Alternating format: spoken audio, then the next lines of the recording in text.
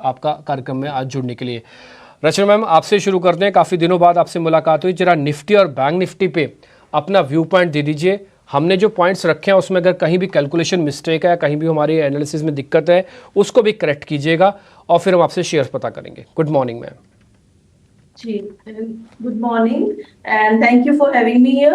And जहां तक Nifty की बात है तो निफ्टी में पिछले 3-4 दिन की प्राइस एक्शन अगर हम देखें तो हम एक चीज जरूर यहाँ पे कंफर्म कर सकते हैं कि चाहे हमने रेजिस्टेंस जो है 24,500 के करीब, 500 से 550 के बीच में, उसको चाहे टेकआउट किया हो चाहे ना किया हो, लेकिन हमने एक चीज जरूर करी है पिछले 4-5 दिन में कि हमने धीरे धीरे करके हायर लोज बनाए हैं।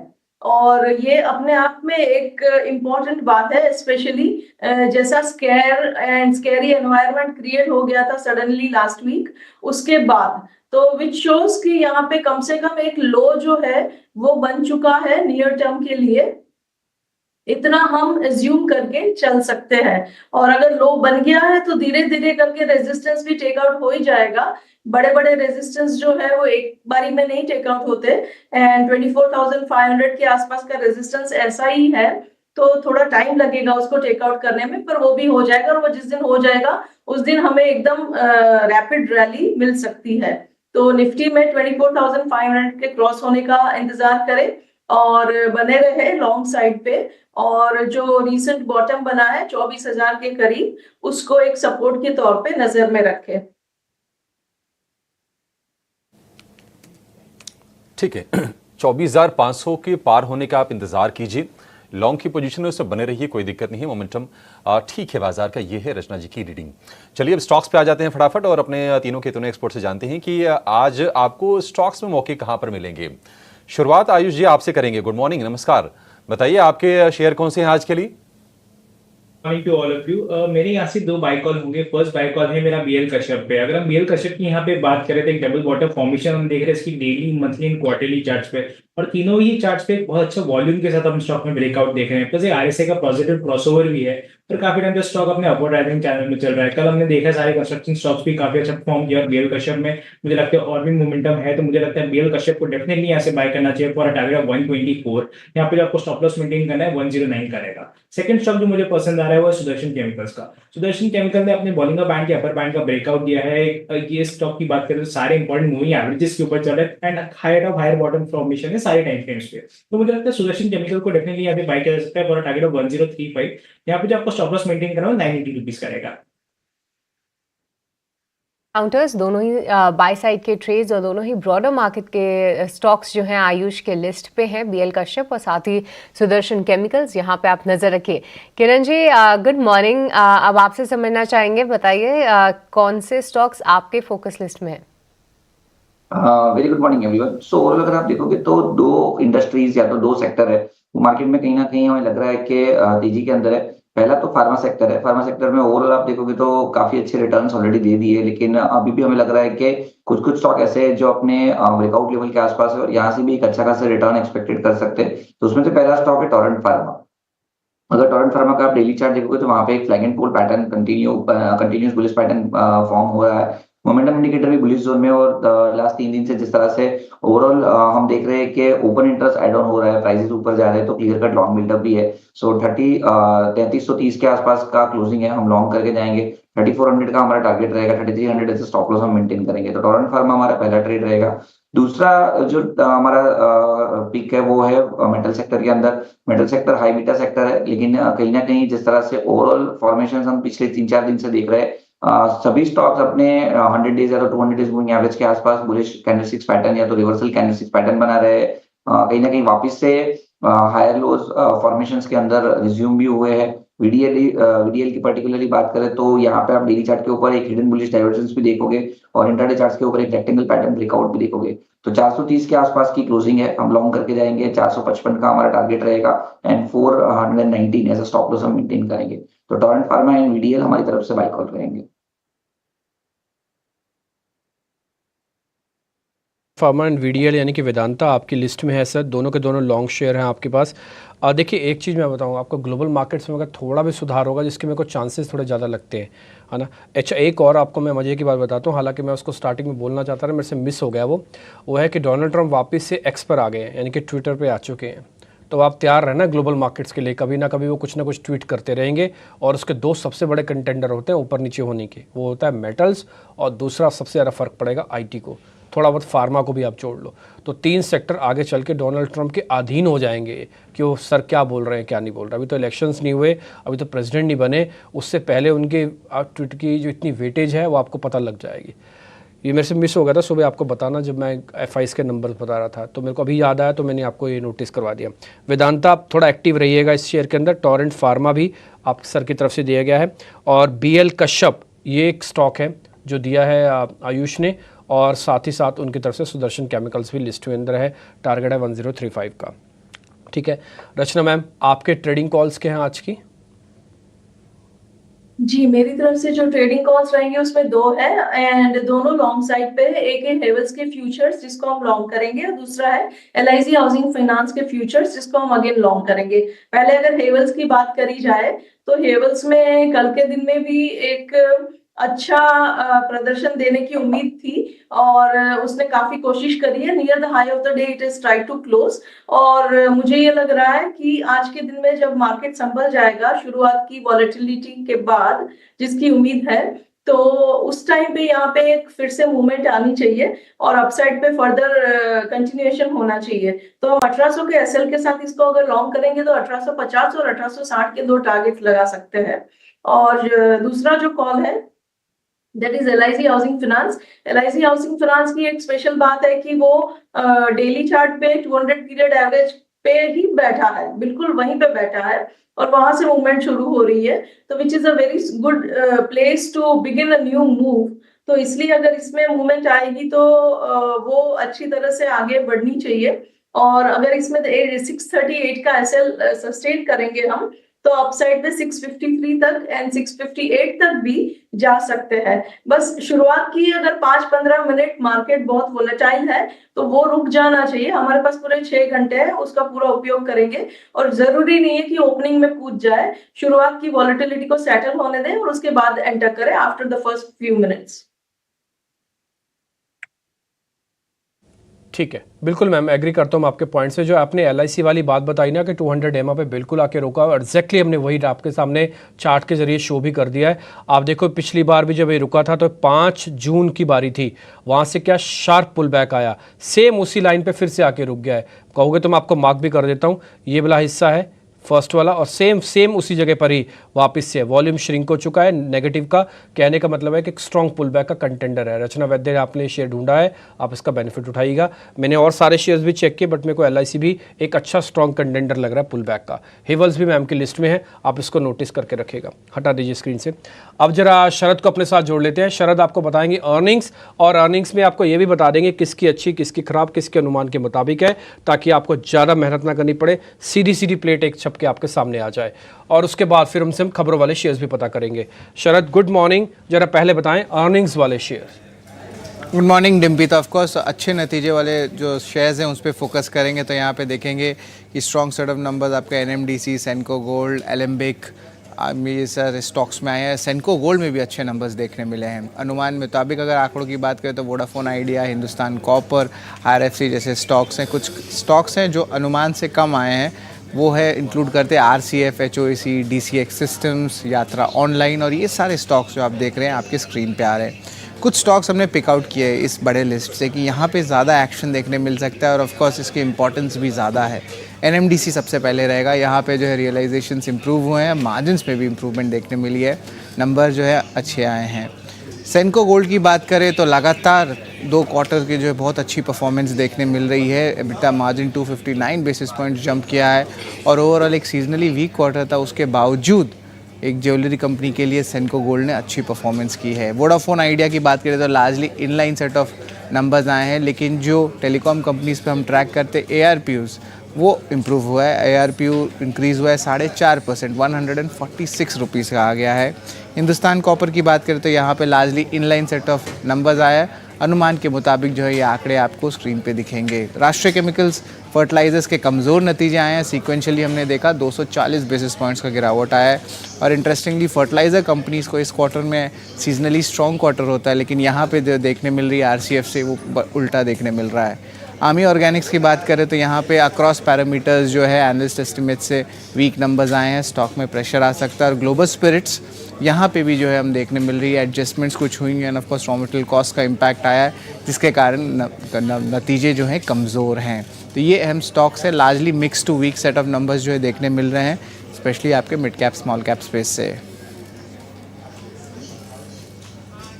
तमाम नंबर्स, लेकिन खास तौर पर आपकी नज़र होनी चाहिए एनएमडीसी पर, और इसके अलावा सेनको गोल्ड के नंबर भी बड़े स्ट्रॉन्ग आए हैं। वोडाफोन आइडिया का घाटा कम हुआ है, थोड़ी सी स्टॉक में आज हम अपटेक देख सकते हैं। लेकिन शरद ये बताइए कि खबरों वाले शेयर कौन से हैं आज? जी बिल्कुल अभिषेक, खबरों वाले शेयर्स में JSW स्टील फोकस में रहेगा। लगभग 67% स्टेक की एक्विजिशन करेंगे एक ऑस्ट्रेलिया की माइनिंग कंपनी एमरेस में। लगभग $170 मिलियन का ये कंसिडरेशन लेने वाला है। वही अगर मैं बात करूं KPI ग्रीन एनर्जी की तो 1000 करोड़ रुपए का QIP लॉन्च हो रहा है, लगभग 9% इक्विटी स्टेक का। इंडिकेटिव प्राइस 935 रुपये पे, यानी कि 15% डिस्काउंट पे। HCL टेक का यूएस में एक अहम एनालिस्ट इन्वेस्टर मीट हुआ था, जहां पे ऑफ कोर्स अपने FY25 के रेवेन्यू और मार्जिन गाइडेंस को में कोई चेंज नहीं था, रिटेरिएट किया उन्होंने। लेकिन उन्होंने एक चीज़ और कहा कि जो सारे जोग्राफीज और वर्टिकल्स सब में सीक्वेंशियल ग्रोथ दिखने मिलेगा सेकेंड क्वार्टर में, सिवाय फाइनेंशियल सर्विसेज सेगमेंट के। और इसके अलावा जो ER&D होती है, enterprise research and development services, यहाँ पे भी अच्छी पॉजिटिव कमेंट्री आ रही है। मैरिको हमारा अगला स्टॉक रहेगा। यहाँ पे एक पॉजिटिव न्यूज़ फ्लो आई है। कंपनी ने कहा कि उनके जो मैन्युफैक्चरिंग ऑपरेशंस है बांग्लादेश में, वो अब अपने नॉर्मल स्केल से रिज्यूम कर लिए अपने ऑपरेशंस। ये इंपॉर्टेंट इसलिए क्योंकि मैरिको का लगभग 11% रेवेन्यू जो है आपको बांग्लादेश मार्केट से आता है, और जब बांग्लादेश में हाल ही में जो सिविल अनरेस्ट हो रही है उसके कारण स्टॉक में थोड़ी सेलिंग प्रेशर भी आई थी। कोचिन शिपयार्ड की बात करें तो यहाँ पे उन्होंने कमर्शियल ऑपरेशन स्टार्ट कर दिया अपनी इंटरनेशनल शिप रिपेयर फैसिलिटी जो केरला में लोकेटेड है। हाल ही में कंपनी को 4600 करोड़ का एक ऑर्डर भी आया था, जो एक ONGC से EPC सेगमेंट से आया था। आखिरी स्टॉक रहेगा जिंदल स्टेनलेस। यहाँ पे कंपनी जो है क्वालिफाइड वेंडर के तौर पे जो है प्रस्तुत हुई है ब्राह्मोस एरोस्पेस पे। एक बहुत बड़ा इंपॉर्टेंट प्रोग्राम है गवर्नमेंट ऑफ इंडिया का, यहाँ पे कंपनी को एक्रेडिटेड वेंडर मिला है, तब इनको जो है ऑर्डर फ्लोज इस सेगमेंट से आ सकता है। तो ये positive news flow Jindal stainless के लिए है। ठीक है, तो मैरिको को लेकर अच्छी खबर है, और मतलब सेंटिमेंट के लिहाज से भी अच्छी खबर है कि वहाँ पर जो ऑपरेशंस उनकी जो मैन्युफैक्चरिंग है वो सामान्य स्तर पर बहाल हो गई है। और JSW स्टील ये माइनिंग कंपनी इन्होंने खरीदी है ऑस्ट्रेलिया में, एमरेस मेजॉरिटी स्टेक खरीदा है, ये आज फोकस में ज़रूर रहेगी। लेकिन ब्रोकरेज हाउसेस के रिपोर्ट्स कौन सी हैं ये बताने के लिए हमारे साथ जुड़ गए हैं हमारे पुराने सहयोगी और अब इस चैनल में हमारे नए सहयोगी बन गए हैं वरुण दुबे। और आज से आपको ब्रोकरेज रिपोर्ट्स बड़ी कड़क मिलेंगी, खबरें भी आपको फटाफट मिलेंगी। वरुण, बहुत बधाई और बहुत शुक्रिया आपका। तो अभिषेक, बहुत बहुत शुक्रिया आपका भी कि इस टीम का हिस्सा बनने का मुझे आपने सौभाग्य दिया। और हाँ, पुराने हम हैं, एक दूसरे को जानते हैं एक लंबे समय से, लेकिन एक नई पारी की शुरुआत जो है वो आज से मैं करने जा रहा हूँ। जहाँ तक ब्रोकरेज रिपोर्ट्स की बात करें तो सबसे पहले तो होनासा की बात करूँगा। यहाँ पे गोल्डमैन की रिपोर्ट आई है, इन्होंने अपने कवरेज की शुरुआत की है और 570 रुपये का प्राइस टारगेट इन्होंने दिया है, यानी कि कल की क्लोजिंग से अगर आप देखेंगे तो करीब करीब 26% के आसपास का अपसाइड है। इनका कहना है कि FY24 से 30 तक आपको एक तगड़ी ग्रोथ देखने मिलेगी। आय में करीब 2.5 गुना के आसपास की ग्रोथ देखने मिलेगी और मार्जिन्स यहाँ से दोगुने होते हुए नजर आएंगे, जो करीब अभी 7% के आसपास है। FY30 तक ये करीब 14% के आसपास के पहुँच सकते हैं। और जो नए ब्रांड्स है वहाँ अच्छा स्केल अप देखने मिलेगा और मुनाफा जो है वहाँ पे अच्छा कंपनी क्लॉक करेगी। ONGC यहाँ पे 2 रिपोर्ट आई है, एक तो सिटी खरीदारी की सलाह दे रहे हैं 350 के प्राइस टारगेट के साथ, और दूसरा जेफरीज खरीदारी की सलाह दे रहे हैं। प्राइस टारगेट बढ़ाया है, 410 से बढ़ा के इन्होंने 420 का कर दिया है। कल आपको याद है खबर आई थी कि इनको जो इंक्रीमेंटल APM गैस है जहाँ पे प्रोडक्शन नोटिफाइड किया गया है, वहाँ पे जो प्रीमियम प्राइस है वो इनको दिया जाएगा और करीब करीब 20% के आसपास की प्रीमियम की बात की गई थी। तो ब्रोकरेज हाउस का कहना है इसके चलते इनके जो ओवरऑल रियलाइजेशंस है उसमें इजाफा होगा, करीब $1 प्रति MMBTU के आसपास का इजाफा जो है वो आपको देखने मिल सकता है। और EPS में करीब 7 से 8% के आसपास की बढ़ोतरी देखने मिल सकती है। इसके लिए जेफरीज ने यहाँ पे अपना लक्ष्य बढ़ा दिया है। आवास फाइनेंशियल्स, आपको याद होगा ओवर द वीकेंड खबर आई थी कि सीवीसी कैपिटल पार्टनर्स जो है इसमें हिस्सा खरीद रहे हैं। सिटी की इस पर रिपोर्ट आई है, खरीदारी की सलाह दे रहे हैं, 2170 का प्राइस टारगेट दे रहे हैं। इनका कहना है कि लंबे समय से खबर थी कि कोई ना कोई स्ट्रैटेजिक इन्वेस्टर यहाँ आने वाला है। फाइनली वो खबर जो है उसकी पुष्टि हो चुकी है और एक अच्छी खबर है। हालांकि प्राइस टारगेट में इन्होंने कोई बदलाव नहीं किया है, 2170 का दे रहे हैं। और आखिरी में सिग्नेचर ग्लोबल, यहाँ पे मोतीलाल ओसवाल की रिपोर्ट आई है, इन्होंने भी कवरेज की शुरुआत की है और 2000 रुपये के प्राइस टारगेट दे रहे हैं। यानी कि कल के क्लोजिंग से आप देखेंगे तो करीब 550 रुपये के आसपास का अपसाइड जो है सिग्नेचर ग्लोबल पे देख रहे हैं। इनका कहना है कि FY24 से 27 तक 35% के आसपास की CAGR ग्रोथ जो है ये कंपनी डिलीवर कर सकती है।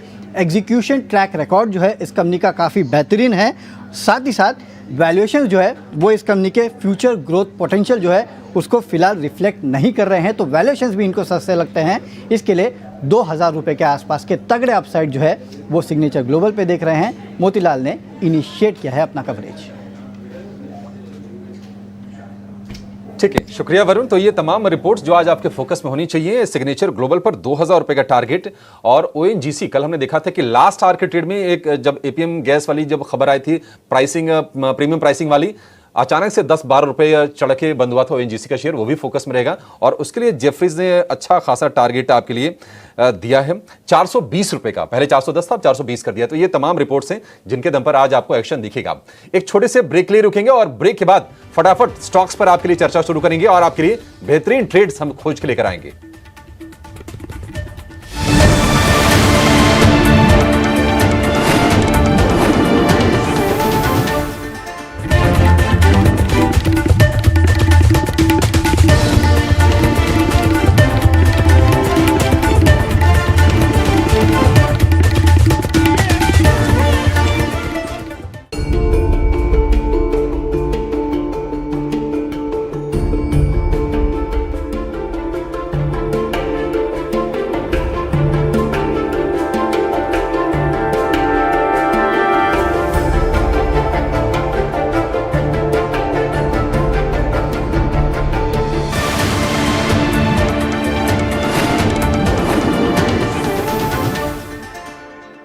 आपका स्वागत है खरा सौदा में। हमारे तमाम एक्सपर्ट्स हमारे साथ मौजूद हैं और आज खबरों के दम पे, ब्रोकरेजेस रिपोर्ट के दम पे ढेर सारे काउंटर्स फोकस में रहेंगे। आइए उन पे एक एक करके चर्चा शुरू करते हैं। सबसे पहले किरण, आपसे वोडाफोन आइडिया पे लेवल समझना चाहेंगे। देखिए कई समय से इसने 16 के अपने स्तर को छोड़ा नहीं है, उसके आसपास ही ट्रेड करता है और कल जो है नतीजे भी अच्छे आए, साथ ही आरपू में काफी शानदार इंक्रीज देखने को मिला। अब 16 के ऊपर निकले तो कौन से लेवल्स को ध्यान रखना है किरण यहाँ पे?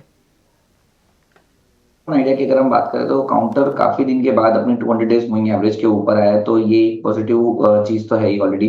दूसरा अगर आप देखोगे तो वीकली चार्ट के ऊपर एक बड़ा रेक्टेंगल पैटर्न, या तो आप बोल सकते हो कि राउंडिंग बॉटम पैटर्न ब्रेकआउट हमें देखने को मिला है। तो जब तक ये स्टॉक 13 रुपीज के ऊपर है तब तक चांसेस है कि हम इसमें 20 रुपए 22 रुपए तक की एक रैली देख सकते हैं। रिसेंटली हमने देखा भी था कि 19 रुपए तक का एक हाई बनाया था, वहां से स्टॉक कंटिन्यूसली एक फॉलिंग चैनल के अंदर ट्रेड कर रहा है। अब कहीं ना कहीं इंट्राडे चार्ट्स के ऊपर डबल बॉटम पैटर्न ब्रेकआउट हमें देखने को मिल रहा है। तो आज के दिन के लिए हमें देखना रहेगा 1640 का लेवल।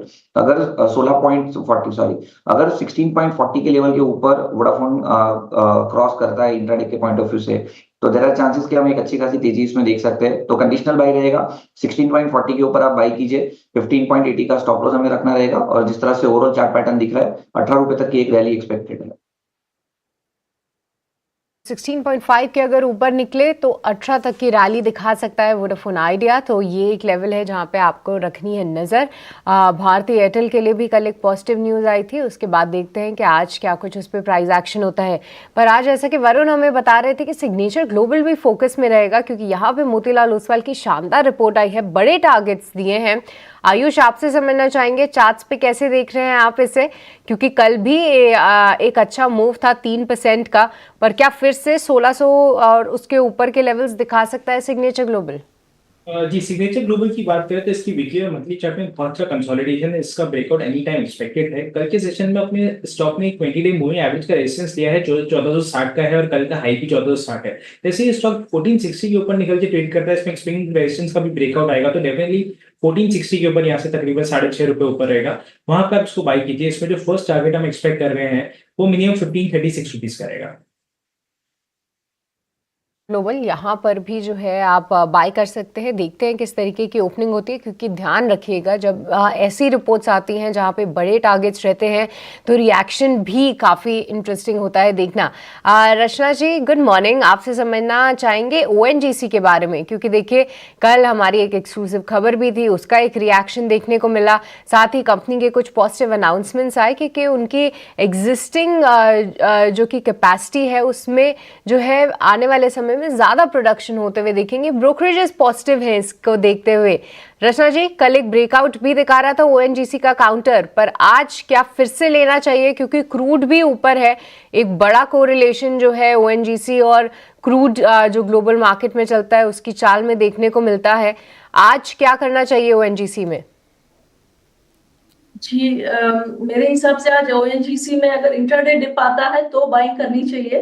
344 के करीब एक रेजिस्टेंस है और कल हमने देखा है वहां से ही हल्की सी रिट्रेसमेंट हुई है और ये थोड़ा स्टिकी रेजिस्टेंस होता है 343 वाला, 343 344 के आसपास। तो उसको अगर ये निकालना ट्राई करेगा तो थोड़ी सी हर्डल आ सकती है, पर अगर आप डिप से बाइंग करेंगे तो आपका रिस्क रिवॉर्ड रेशियो बेटर रहेगा। और अगर थोड़ी स्ट्रगल वहां पे होती भी है, फाइनली निकल जाएगा वो रेजिस्टेंस, क्योंकि न्यूज की सपोर्ट भी है इसके साथ में क्रूड की।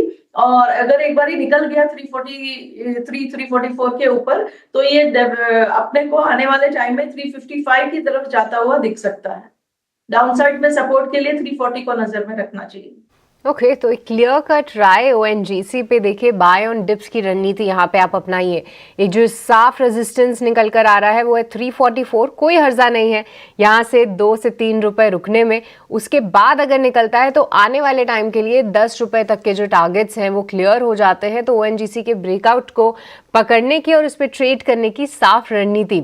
आयुष, एक और स्टॉक जिस पे आपसे राय चाहिए वो है होनासा कंज्यूमर्स, क्योंकि हम देख रहे हैं जितनी भी ये हाल फिलहाल न्यू एज टेक कंपनीज हैं उनमें काफ़ी एक्शन है। होनासा कंज्यूमर्स, अब ब्रोकरेजेस यहाँ पे पॉजिटिव हो रहे हैं, पर स्टॉक में कल 4% की गिरावट थी। तो आयुष, किस तरीके का चार्ट सेटअप आप देख रहे हैं? क्या और गिरावट आए तो क्या कुछ लेने के मौके बन रहे हैं, या इस स्टॉक में जिस तरीके का लैक लस्टर परफॉर्मेंस दिखा है इससे आप अवॉइड की लिस्ट में डालेंगे? अगर होनासा की बात करें तो इसमें रेजिस्टेंस से ऊपर 500 से 510 रुपए की रेंज में मल्टीपल टाइम्स रेजिस्टेंस को टेस्ट किया है और बार बार नीचे ही आया है।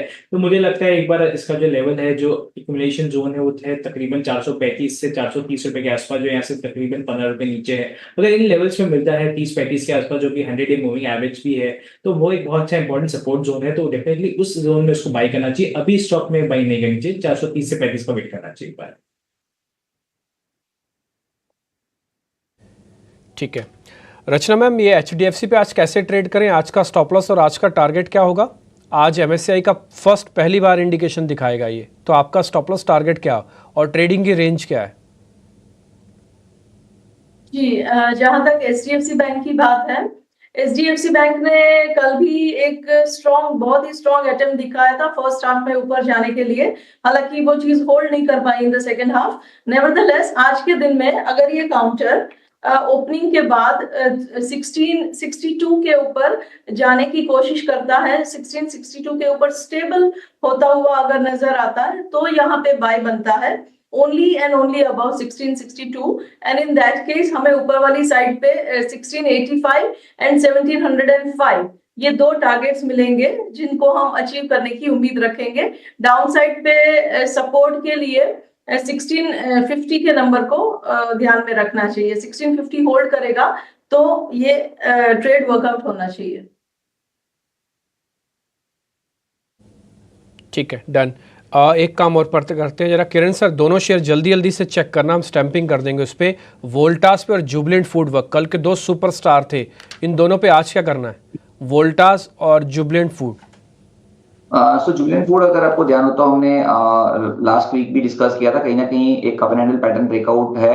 तो करंट मार्केट प्राइस से तो लॉन्ग नहीं करेंगे, लेकिन कोई भी डिप आएगा तो डिप में हम लॉन्ग करेंगे। 610 का एक्स्ट्रा स्टॉप लॉस रहेगा और ओवरऑल जिस तरह के चार्ट पैटर्न है 700 तक की एक पोजिशनल टारगेट हम देख रहे हैं, तो बाइंग और डिप्स करेंगे। वोल्टास की अगर हम बात करें तो एक फ्रेश ब्रेकआउट यहाँ रेक्टेंगल पैटर्न का देखने को मिला है, तो यहाँ पे भी अगर करंट मार्केट प्राइस या कोई भी डिप आता है तो लॉन्ग करेंगे 1540 के स्टॉप लॉस के साथ।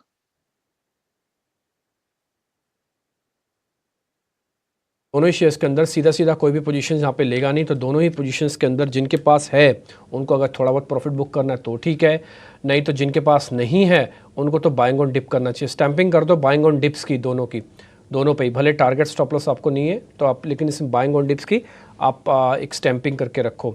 ठीक है जी, आगे बढ़े, एक दो शेयर जरा और चेक करवा लेते हैं। एक्चुअली मेरे पास थोड़ा कैश के शेयर्स भी हैं। मैं ये आयुष भाई से चेक कर रहा था। आयुष, एक बार जरा सेरा सैनिटरी वेयर चेक करना, हमने कुछ दिन पहले भी शेयर को नोटिस करवाया था, बढ़िया चल रहा है, तो जरा देख के बताइए सर सेरा कितना और चलेगा। सेरा का चार्ट काफी अच्छा है। कल नो डाउट थोड़ी सी प्रॉफिट बुकिंग हमें देखने मिली, लेकिन इसका लॉन्ग टर्म चार्ट जो कि मंथली चार्ट है बहुत अमेजिंग चार्ट है। अपवर्ड राइजिंग चैनल में स्टॉक चल रहा है, प्लस साथ में सारे प्रीवियस स्विंग रेजिस्टेंस को ब्रेकआउट दे रहा है। तो डेफिनेटली सेरा सैनिटरी को यहाँ से लॉन्ग टर्म पोर्टफोलियो के लिए आपको यहाँ पे रखना चाहिए। इसमें वॉल्यूम के साथ एक बाइंग दिख रहे हैं, तो डेफिनेटली यहाँ पे इसको बाय करना चाहिए। इसमें जो मिनिमम टारगेट्स में एक्सपेक्ट कर रहा हूँ वो तकरीबन 10,900 तक के कर रहा हूँ, और इसमें जो सपोर्ट जोन है वो 10,000 करेगा।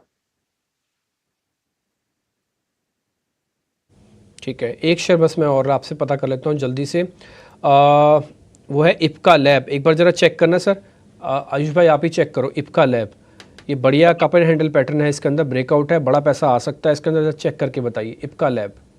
ये मंथली चार्ट पर अगर हम बात करें तो picture perfect cup and handle pattern है, उसका ब्रेकआउट ऑलरेडी आ चुका है, और डेफिनेटली यहाँ से भी यहाँ पे भी स्टॉक को बाय किया जा सकता है। इसमें जो फर्स्ट टारगेट में एक्सपेक्ट कर रहा हूँ 1425 रुपीज का रहेगा। इसमें जो आपको स्टॉप लॉस मेंटेन करना है वो 1340 का होगा।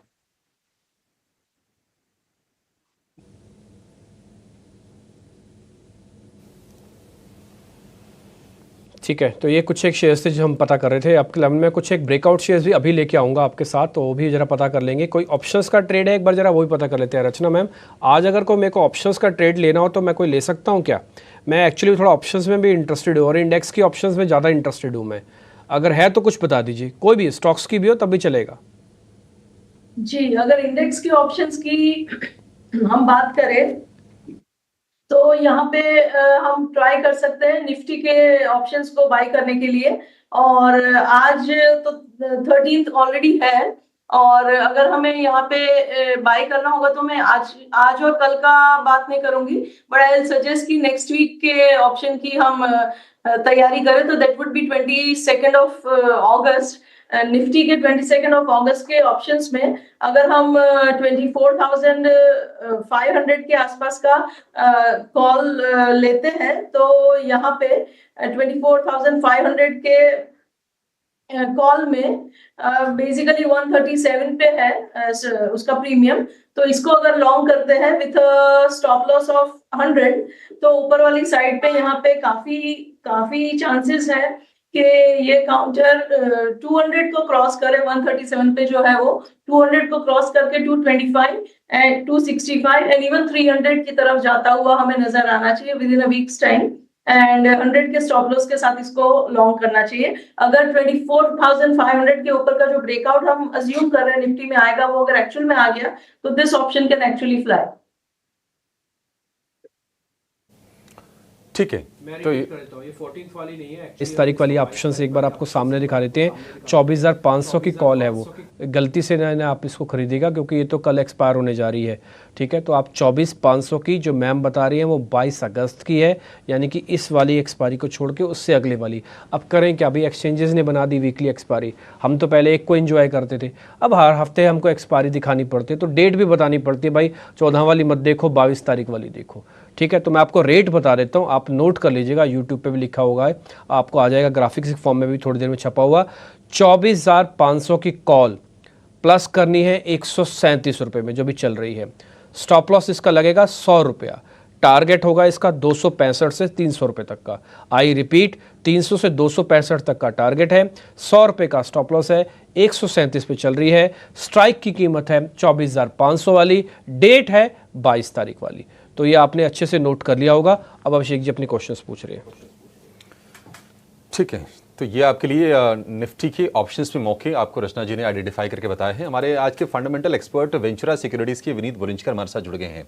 विनीत सर, बहुत शुक्रिया आपका समय देने के लिए, स्वागत है आपके टी9 स्वदेश पर। सर, कल हमने एक चीज़ जो नोटिस की बाजार में वो ये थी कि जो विंड एनर्जी वाली जो कंपनीज थी, चाहे सुजलॉन हो या फिर आइनॉक्स विंड हो, बढ़िया तेज़ी रही। आइनॉक्स विंड तो बाकायदा 20% ऊपर 200 रुपये के ऊपर जाकर कारोबार कर रहा है। सर किस तरह से आप देख रहे हैं, चर्चा तो ये भी हो रही है कि अब आइनॉक्स विंड है ना, अब बिल्कुल सुजलॉन वाली राह पे है। मतलब सुजलॉन भी एक रिकवर करके 70 रुपए का हो गया, 3-3.5 साल पहले 28 रुपए का भाव था, उसमें शून्य जुड़ गया, 208 का हो गया आइनॉक्स विंड। आपको मौके दिख रहे हैं अभी भी आइनॉक्स ये विंड एनर्जी वाली कंपनीज में? देखिए, इंडिया का जो रिन्यूएबल एनर्जी स्पेस है ना, उसमें 90% एडिशन जो आता है सोलर से आता है, और बाकी जो 10% है वो विंड से आता है, और वो भी थोड़ा लैग कर रहा था। अभी गवर्नमेंट की फोकस विंड एनर्जी को टैप करना है, और इसके चलते काफी ऑर्डर्स आ रहे हैं। मार्केट में 2 या 3 ही प्लेयर है, तो उनको अच्छी खासी एलोकेशन आ रही है, और जैसे इनकी कैपेसिटी यूटिलाइजेशन बढ़ रही है, उनके स्वेटिंग ऑफ एसेट्स की वजह से ऑपरेटिंग लीवरेज आके उनकी मुनाफा काफी तेज बढ़ रहा है उनके रेवेन्यू के हिसाब से। तो हमें लगता है ये दोनों काउंटर अच्छी तरह से परफॉर्म करेंगे आगे जाके भी। ठीक है, आगे अच्छा प्रदर्शन होने की उम्मीद है। कल हमने देखा कि नतीजों के चलते सन टीवी का शेयर 10% टूट गया और दिन के निचले स्तरों के आसपास ही जाकर बंद हुआ। थोड़े से एड रेवेन्यू पर यानी कि विज्ञापन से जो आय होती है उस पर प्रेशर आया है। रचना जी, आप जरा सन टीवी पर व्यू दीजिए। आज मान लीजिए थोड़ा सा अगर रिवर्सल के संकेत देता है तो क्या उसको राइड करें या फिर अभी छोड़ दें स्टॉक को? ये काफी स्ट्रॉन्ग बेरिश कैंडल है, कल की जो प्राइस एक्शन है वो।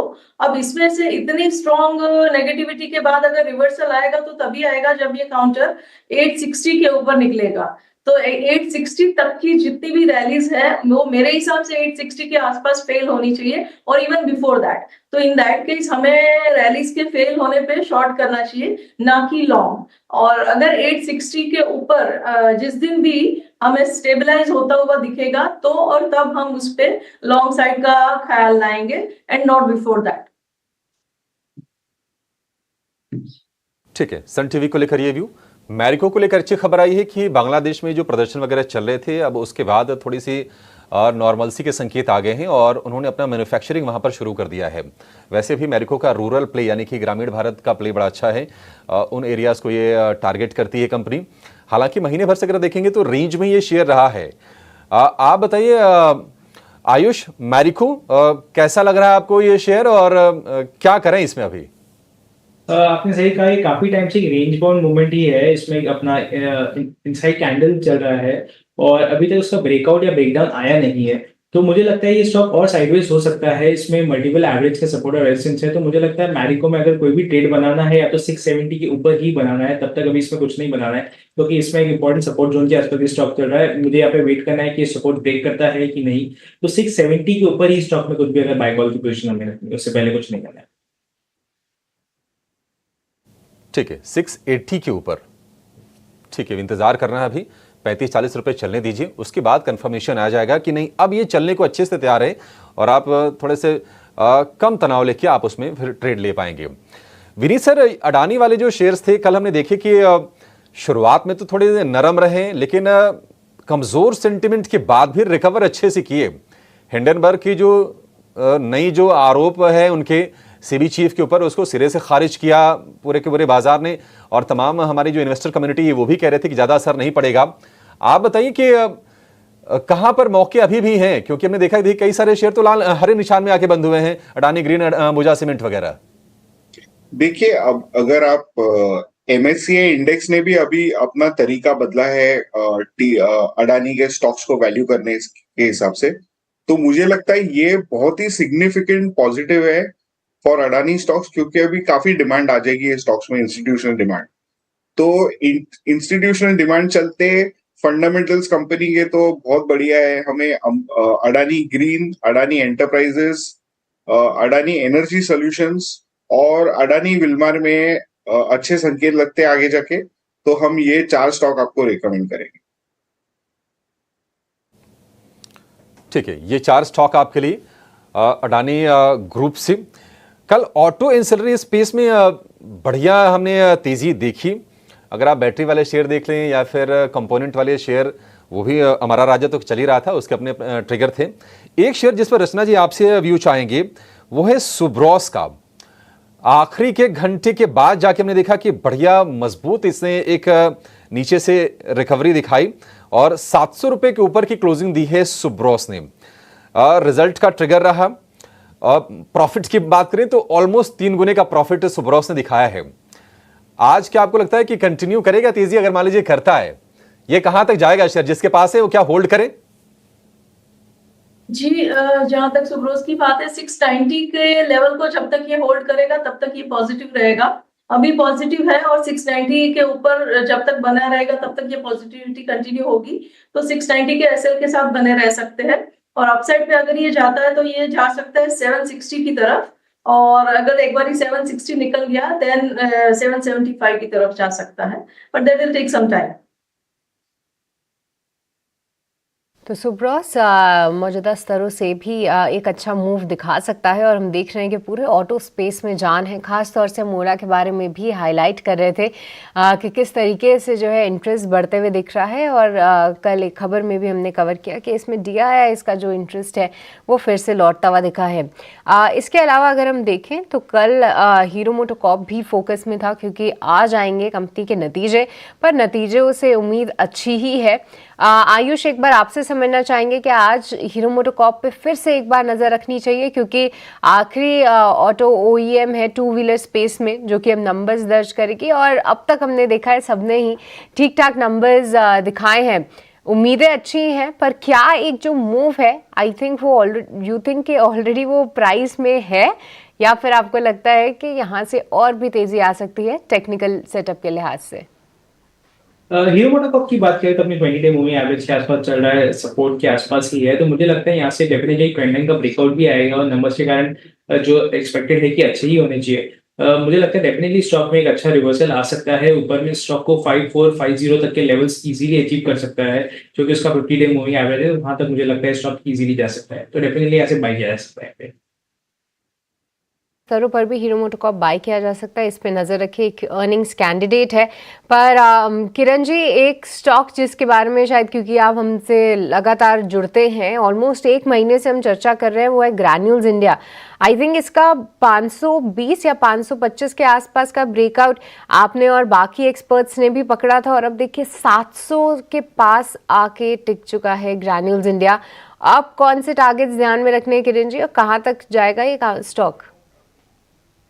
तो जैसे आपने हाईलाइट किया, कहीं ना कहीं 520-530 के आसपास एक रेक्टेंगल पैटर्न ब्रेकआउट हमें देखने को मिला था। उसके बाद वन वे काउंटर, अगर आप देखोगे कल का दिन भी छोड़ दे तो कहीं ना कहीं ऑलमोस्ट आप देखोगे तो 1 महीने से 10 दिन के अंदर अंदर 22 जुलाई से लेके 10 अगस्त तक के अगर आप ट्रेडिंग डेज देखोगे तो कंटिन्यूसली स्टॉक 530 से ऊपर में 660 तक आया। कल देखा कि वहां से भी एक अच्छा खासा अपमूव आया 660 से 690 तक का।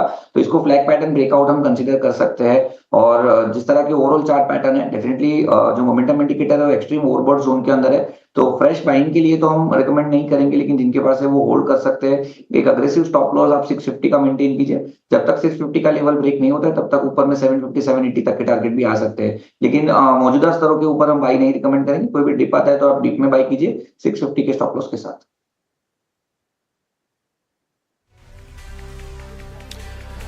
तो ब्रेकआउट शेयर्स की कैटेगरी में हम कुछ ऐसे शेयर्स लेके आते हैं जो आपको अच्छे ट्रेड देते हैं, और अभी हम जो आज के हाल फिलहाल की जो सीरीज़ चला रखी है हमने, जिसमें हम शेयर्स रख रहे हैं, वो टिपिकली वो शेयर्स हैं जो आपको थोड़े लेके रखने हैं। वो इमीडिएटली बेनिफिट नहीं देंगे आपको, बट वो स्ट्रॉन्ग शेयर हैं। जैसे कल हमने आपको एक UPL का शेयर के बारे में जिक्र किया था। इसके अलावा कल हमने आपके सामने HDFC लाइफ रखा।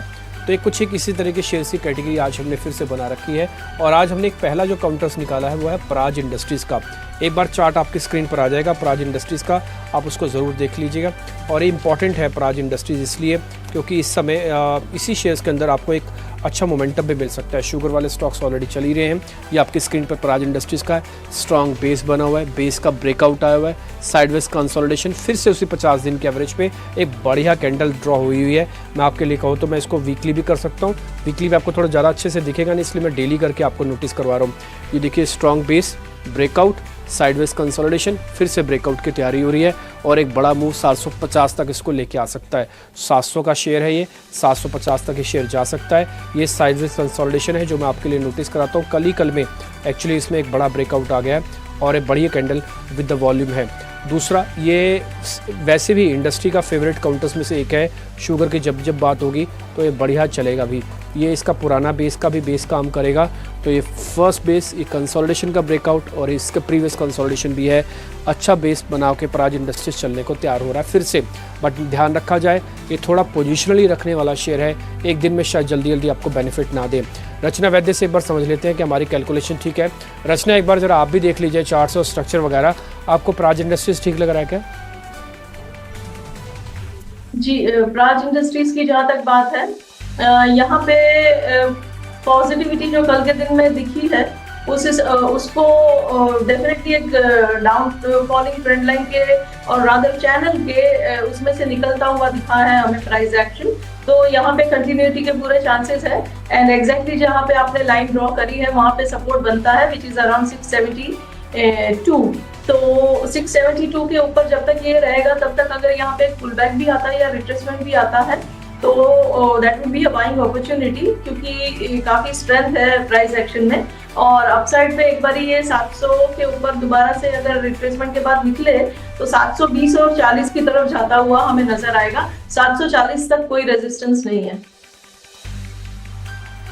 तो कोई रेजिस्टेंस नहीं है, आप इसमें एक छोटा सा एक स्टॉप लॉस लगाएं और ये एक अच्छा बढ़िया मोमेंटो वाला शेयर हो सकता है। ये हमने आपके लिए ड्रॉ बकायदा कर भी रखा है, आप इसका फ़ायदा ज़रूर लें। एक और बात, अगर आपको ऐसा लग रहा है कि हम अपने वित्तीय सलाहकार से पूछेंगे तो 100% पूछना चाहिए। बोल देना कि 18 और स्वदेश पे चार्ट बताया गया था, उसके बारे में दिखाया गया था, फ़ोटो खींच लो, वीडियो भी उनको दिखा देना और फिर वो आपको थोड़ा और अच्छे से गाइड कर देंगे। प्लस करना भी नहीं करना, कुल मिला के आपका फ़ायदा होना चाहिए, चाहे वो कैसे भी हो, चाहे वो हमसे हो चाहे आपके वित्तीय सलाहकार से हो। एक शेयर मैंने और निकाल रखा है, एक्चुअली मैं थोड़ा कन्फ्यूजन की स्टेट में हूँ और मैं थोड़ा आयुष मेहता से उसकी हेल्प लूँगा। आयुष भाई, मैं 2 चार्ट आपके स्क्रीन पर रख रहा हूँ, मैंने दोनों के दोनों शेयर्स मेरी लिस्ट में हैं, बट मैं समझ नहीं पा रहा हूँ कि किसको आगे रखूँ और किसको थोड़ा हटा दूँ पीछे। जो पहला शेयर है कैन फिन होम्स का है, आप भी चेक कर लीजिएगा सर, आपके स्क्रीन पर भी आता जाएगा, आप नोटिस भी कर सकते हैं। ये कैन फिन होम्स का चार्ट है, मैं इसको जरा डेली से इसको आप देखेंगे तो मैं इसको वीकली में कन्वर्ट कर देता हूँ ताकि थोड़ा और क्लियर हो पाए। ये बढ़िया कंसोलिडेशन वाला चार्ट 50 दिन के एवरेज को बहुत अच्छे से मेंटेन कर रहा है और कल फिर से 50 दिन के एवरेज करने के बाद रेड कैंडल्स के बाद एक ग्रीन कैंडल फिर से बनी है। ये लग रहा है कि इस 50 दिन के एवरेज को जल्दी जल्दी ब्रेक नहीं करेगा, मोमेंटो वापस आ सकता है। तो ये एक शेयर मेरी लिस्ट के अंदर है जिस पे आप एक बार ज़रा नज़र डालिएगा। और इसी तरह से एक और शेयर भी है, वो है मन्नापुरम। आप अगर मन्नापुरम का शेयर देखेंगे तो वो आपकी स्क्रीन पर अभी आ जाएगा। ये मन्नापुरम है, इसके अंदर स्ट्रॉन्ग राउंडिंग बेस है, लेकिन ये बड़ा ग्रोथ वाला शेयर है, यानी कि बढ़िया चलने वाला और ग्रोथ वाला शेयर है। तो मेरे को थोड़ी कन्फ्यूजन हो रही है कि मैं सपोर्ट से टच करने वाले कैन फिन होम्स को पकड़ूं या फिर ग्रोथ वाले मन्नापुरम को पकड़ूं। अगर दोनों भी खराब है तो आप दोनों को भी ड्रॉप कर सकते हैं, आपके पास पूरे राइट है। आयुष भाई जरा हेल्प हमारी कीजिए आप। की बात कर लेते हो तो कैन फिन होम में एक बहुत अच्छा ब्रेकआउट आया इसके वीकली चार्ट पे, तकरीबन 822 का थोड़े टाइम पहले, इसमें तकरीबन 2 महीने पहले एक ब्रेकआउट आया था। ये स्टॉक ऑल द वे 950 तक के आसपास गया था और अभी भी वापस उसी ट्रेंड लाइन को स्टॉक ने रिटेस्ट किया है और अभी 818 के आसपास चल रहा है। तो मुझे लगता है कैन फिन होम बहुत ही अच्छा चार्ट है। यहाँ पे आपने जो एनालिसिस दिया बिल्कुल परफेक्ट बैठ रहा है और डेली चार्ट पे भी डाउनवर्ड स्लोपिंग ट्रेंड लाइन का ब्रेकआउट आ रहा है। तो मुझे लगता है मन्नापुरम का भी, अगर हम यहाँ पे चार्ट की बात करें तो मन्नापुरम का चार्ट भी बहुत अच्छा है, उसके में अंदर भी डेली चार्ट का एक ब्रेकआउट आ रहा है, लेकिन एक 210 का एक रेजिस्टेंस मन्नापुरम फेस कर रहा है। तो मुझे लगता है अगर मन्नापुरम को भी यहाँ से लेना है तो 210 के ऊपर की क्लोजिंग इंपॉर्टेंट है, पर कैन फिन होम तो डेफिनेटली यहाँ से अभी भी लिया जा सकता है। ठीक है, तो कैन फिन होम्स पे आप लगवा रहे हैं बाय की स्टैम्प। तो 2 शेयर हमने आपके लिए फाइनल कर दिए, first is Can Fin Home and second is Praj Industries. इन दोनों शेयरों का बेनिफिट आप उठाइएगा। ये कैन फिन होम्स के चार्ट हैं, सेम उसी जगह पर वीकली चार्ट पे वापस से सपोर्ट लिया है, इसको ब्रेक नहीं करेगा। इसने पहले भी, ये पूरे साल का चार्ट है एक्चुअली, मैं आपके सामने बताऊँ तो ये 2024 यहीं से ही है। 2024 में इसने कभी भी 50 दिन के एवरेज को ब्रेक नहीं किया, जब भी किया तो बहुत जोर से उसको वापस से ठीक कर लिया, रिपेयर कर लिया। तो बढ़िया ग्रोथ वाला चार्ट कैन फिन होम्स और एक प्राज इंडस्ट्रीज। रचना वैद्य ने आपको बता दिया कि उसके अंदर 740 तक के टारगेट आप बना सकते हैं। तो ये ब्रेकआउट से आज के 2 शेयर हैं, कल इसी तरह की पेशकश आपके सामने फिर रखेंगे, कोशिश करेंगे 2 शेयर आपके सामने और कल लेके आए। Back to studio. ठीक है, तो ये ब्रेकआउट वाले शेयर हैं, आप इसके एक्शन पर जरूर नजर रखिएगा और जो भी सलाह है आपको, जो भी स्टॉप लॉसेज या टारगेट बताए गए हैं उसको लगा के ही आप ट्रेड कीजिएगा। लेकिन खबरों वाले शेयर या फिर ब्रोकरेज हाउसेस के रिपोर्ट्स के दम पर कौन से शेयर चलेंगे, ये सारे की सारे लिस्ट लेकर शरद हमारे साथ तैयार हैं। 9 के 9 रत्न। शरद बताइए।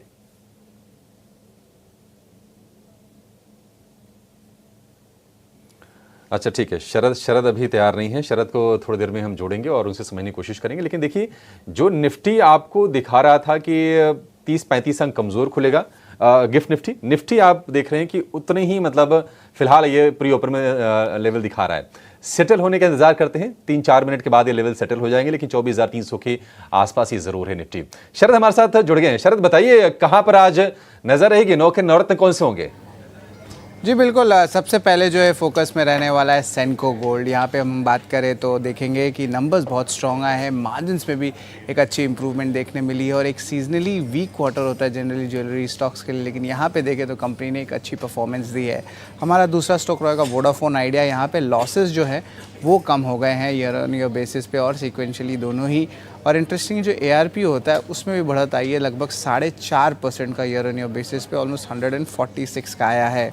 अब बात करते हैं तीसरा स्टॉक वो है राष्ट्रीय केमिकल्स फर्टिलाइज़र RCF। यहाँ पे कमज़ोर नतीजे देखने मिले, सीक्वेंशियली मार्जिन्स में भी गिरावट आया है। कोइंसिडेंटली फर्टिलाइज़र कंपनीज़ के लिए ये क्वार्टर स्ट्रांग होता है, तो यहाँ पे थोड़े वीक सेट ऑफ नंबर्स जो है देखने मिले हैं। चौथा स्टॉक रहेगा JSW स्टील। यहाँ पे अगर हम बात करें तो देखेंगे कि कंपनी लगभग 67% स्टेक एक्वायर करने वाली है ऑस्ट्रेलिया की माइनिंग कंपनी पे, जिसका जो कुल वैल्यू है लगभग $170 मिलियन का आता है। KPI ग्रीन एनर्जी 1000 करोड़ का QIP लॉन्च किए हैं, लगभग 9% इक्विटी स्टेक डाइल्यूशन रहेगा और जो इंडिकेटिव प्राइस है वो 935 रुपये का है, यानी कि 15% डिस्काउंट पे। HCL टेक का एक अहम US में जो है एनालिस्ट मीट हुआ था, वहाँ पे ऑफकोर्स मार्जिन्स और रेवेन्यू गाइडेंस सेम रखा है FY25 के लिए। हालांकि Q2 में जो है एक्सपेक्ट करें सारे जोग्राफीज और वर्टिकल्स में एक सीक्वेंशियल ग्रोथ देखने मिल सकता है सिवाय फाइनेंशियल सर्विसेज सेगमेंट के। मैरिको के लिए पॉजिटिव न्यूज़ है, कंपनी ने कहा कि वो अपनी जो मैन्युफैक्चरिंग ऑपरेशंस है बांग्लादेश में उसको रिज्यूम कर लिए अपनी नॉर्मल स्केल ऑफ ऑपरेशन से। याद रखिए स्टॉक में थोड़ी सी दबाव आई थी क्योंकि उनका लगभग 11% रेवेन्यू जो है बांग्लादेश से और हाल ही में बांग्लादेश में सिविल अनरेस्ट चल रहा है। कोचिन शिपयार्ड के लिए भी पॉजिटिव न्यूज़ है, हमारा 8वां स्टॉक। उन्होंने अपनी इंटरनेशनल शिप रिपेयर फैसिलिटी की ऑपरेशन शुरू कर दी है। अब ये नया फैसिलिटी है, केरला में लोकेटेड है। स्टॉक के लिए सेंटिमेंटली पॉजिटिव है। 8 स्टॉक्स तो मैंने आपको बता दिया। हमारा जो आखिरी स्टॉक है वो हमारा बिग बोल्ड ब्रोकरेज है। यहाँ पे फोकस में रहने वाला है गोल्डमैन सैक्स के रिपोर्ट पे होनासा मामा अर्थ। अगर उसकी ब्रांड के बारे में बात करें तो इनिशिएट बाई रखा है, टारगेट प्राइस है लगभग 570 रुपीज़ पर शेयर का। और इंटरेस्टिंगली जो भारत में जो ब्यूटी सेगमेंट की जो ट्रांसफॉर्मेशन हो रही है उसमें कंपनी जो एक अच्छी ग्रोथ लीवर आती है। ब्रोकिंग हाउस का एक्सपेक्टेड है कि जो एबिडा मार्जिन से वो लगभग 7% जो वित्त साल 2024 में वो बढ़ के 10% वित्त साल 2027 में हो सकता है और आगे जाते हुए 14% हो सकता है वित्त साल 2030 में। तो बुलिश नज़रिया गोल्डमैन सैक्स का होनासा के लिए। 9 के 9 स्टॉक आपके आज फोकस लिस्ट में होने चाहिए और इनके लिए खबरों के ट्रिगर हैं, ब्रोकरेज रिपोर्ट्स के ट्रिगर हैं और ये सारे के सारे एक जगह पर आपके लिए इकट्ठा करके लेके आते हैं शरद 9 के नवरत्न के तौर पर। अब और इसमें एक्शन जरूर दिखता भी है। अच्छा, शुरुआत शरद ने की थी वोडाफोन आइडिया के साथ, उसी से जरा एक बार उस पर राय ले लेते हैं। किरण जी आप बताइए, वोडाफोन आइडिया में कोई ट्रेड लेना है क्या? नंबर सीखें इसके। सो वोडाफोन आइडिया जैसे सुबह हमने डिस्कस किया कि ओवरऑल जिस तरह से डबल बॉटम पैटर्न ब्रेकआउट हमें देखने को मिल रहा है तो 1640 इंट्राडे के लिए एक रेजिस्टेंस रहेगा। अगर 1640 का लेवल क्रॉस होता है, आई मीन 16.40 का लेवल अगर क्रॉस होता है तो चांसेस है कि 18 रुपए तक की एक रैली हम देखने को मिल सकती है। तो इंट्राडे एज वेल एज थोड़ा पोजिशनल व्यू आउट रखिए। 16.40 के ऊपर अगर जाता है तो ही लॉन्ग कीजिए। 16.40 के ऊपर अगर आप बाई कर रहे हो तो 15.80 का स्टॉप लॉस हमें मेंटेन करना है। ठीक है, वोडाफोन आइडिया को लेकर ये व्यू। एक और एक्सपर्ट हमारे मोतीलाल ओसवाल के चंदन तापड़िया जुड़ गए हैं। चंदन जी बहुत शुक्रिया आपका समय देने के लिए, स्वागत है टी 9 सदिश पर। शुरुआत कर लेते हैं आपके शेयरों से ही। चंदन जी बताइए, आज आपकी नजर कहां है, क्या ट्रेड करें आज?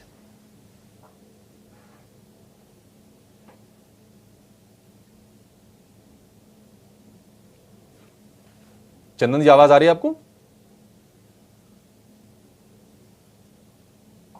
चंदन जी के पास शायद हमारी आवाज पहुंच रही है, कुछ दिक्कत है। ठीक है, ऑडियो ठीक करने की कोशिश करते हैं। लेकिन किरण आप जरा चेक कीजिए ग्रेन्यूल्स।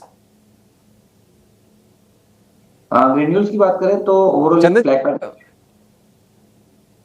ग्रेन्यूल्स की अगर हम बात करें तो ओवरऑल डेली चार्ट के ऊपर एक फ्लैग पैटर्न ब्रेकआउट हमें देखने को मिल रहा है, लेकिन momentum indicator extreme overbought zone के अंदर है, तो करंट मार्केट प्राइस से कोई बाई की सलाह तो नहीं रहेगी। जिनके पास है वो होल्ड रख सकते हैं, 650 का एक स्ट्रिक्ट स्टॉप लॉस रखना। अगर नई खरीदारी करनी है तो थोड़ा वेट एंड वॉच करना, 660 670 के आसपास अगर आपको मिले तो ही लॉन्ग करना, लेकिन 650 का एक स्ट्रिक्ट स्टॉप लॉस जरूर रखना। काउंटर्स पे आपको राय दी गई है, पर अब आगे बढ़ते हैं और चंदन वो हमारे साथ जुड़ चुके हैं। चंदन, गुड मॉर्निंग। बताइए आज के लिए ओपनिंग से पहले कौन से स्टॉक्स आपके रेडार पे हैं? सबसे पहले तो ऑयल एंड गैस स्टॉक्स रहेंगे और उसमें से मेरे को ओएनजीसी पसंद है। ओएनजीसी का चार्ट सेटअप काफी अच्छा है। आप देखोगे तो पिछले कुछ दिनों से यहाँ पे higher top higher bottom formation बने हैं। पिछले लगभग 10-12 दिनों का कंसोलिडेशन ब्रेकआउट यहाँ पे बनने को देखने को मिल रहा है। ऑयल इंडिया भी काफी अच्छा सेटअप यहाँ पे, तो ओएनजीसी पे खरीदारी की सलाह रखेंगे। 332 का सपोर्ट है, 360 तक के अपसाइड बनने चाहिए। दूसरे ट्रेड के हिसाब से मेरे को फार्मा में ग्लेनमार्क अच्छा लग रहा है। ग्लेनमार्क का पॉजिटिव प्राइस सेटअप है और लगातार वीकली चार्ट पे higher top higher bottom formation बन रहे हैं। इनफैक्ट पिछले 5 दिनों का चाल भी देखें तो यहाँ पे लॉन्ग के बिल्टअप देखने को मिले और स्टॉक लगभग 1420 से धीरे धीरे 1500 का रनअप दिखा चुका है। तो ग्लेनमार्क दूसरा नाम रहेगा जहाँ पे 1470 के सपोर्ट से खरीदारी की सलाह देंगे, ऊपर में 1560 तक के टारगेट रहेंगे। तो ओएनजीसी ऑयल एंड गैस और ग्लेनमार्क फार्मा में ये 2 प्रेफर्ड पिक रहेगी आज के दिन के लिए। ठीक है, ओएनजीसी तो खैर आपका फैंसी काउंटर है ही सर, आपने बहुत बढ़िया से अच्छे से पहले भी गाइड किया हुआ है। ग्लेनमार्क भी आप पिछले 3-4 दिन से बता रहे हैं, मेरे को याद आ रहा है आपका, और आपका फिर लिस्ट में आज ग्लेनमार्क है। चंदन सर 2-4 शेयर में पास हैं, जरा स्पीड से बताते जाइएगा जब तक मार्केट खुलता है। फिर पहला है जीनस पावर, देख के बताइए चलेगा सर? आज प्लस कर लूँ खुलते ही जीनस पावर, सर स्पीड से बताइएगा, और शेयर भी हैं। बिल्कुल, जीनस पावर की बात करें तो अच्छा सेटअप है यहाँ पे, और इसकी हम बात करें तो मेरे को ऐसा लग रहा है कि रिकवरी होना चाहिए। वीकली और डेली चार्ट में ब्रेकआउट है। 380 के सपोर्ट से खरीदे, ऊपर में 405 और 420 तक के टारगेट यहाँ पे बनने चाहिए। 380 का स्टॉप लगाओ, 410 तक का टारगेट है। इसके अंदर जीनस पावर बाय कॉल आ गई है। दूसरा है मेट्रो ब्रांड, सर एक बार जरा मेट्रो ब्रांड शूज वाली कंपनी है, चंदन सर स्पीड से देख के बताइए ये भी चलेगा क्या? कंसोलिडेटिव हो रहा है, बट ऊपर के लेवल से जो डिक्लाइन हुआ है उसके बाद भी सपोर्ट नहीं तोड़ा है। 1275 के सपोर्ट से अब ऊपर की तरफ 1280 का सपोर्ट बनेगा, ऊपर में 1380 के टारगेट के लिए। सीडीएसएल आज प्लस करूं सर? खुलते ही सीडीएसएल प्लस कर सकता हूं? बिल्कुल, सीडीएसएल मेरा प्रेफर्ड पिक है। मेरा तो मानना है कि सीडीएसएल में आपको मौजूदा लेवल से 8 से 10% का भी रैली बन सकता है, जिस हिसाब से प्राइस पैटर्न बन के 30 दिन का कंसोलिडेशन ब्रेकआउट हो रहा है। खरीदारी की बिल्कुल सलाह रहेगी। मेरा मानना है 2500 का सपोर्ट रहेगा, ऊपर में आपको 2720 इमीडिएट में 3000 पोजीशन में टारगेट मिलने चाहिए। सर ये एक्सिस बैंक और चलेगा? कल का स्टार परफॉर्मर था एक्सिस बैंक, आज एचडीएफसी के अंदर थोड़ा दिक्कत है। एक्सिस बैंक आप चेक करो सर। देखिए, एक्सिस बैंक में बॉटम बना है और अच्छी बात है कि 5 दिनों के लोअर टॉप लोअर बॉटम के बाद में निगेशन हुआ है।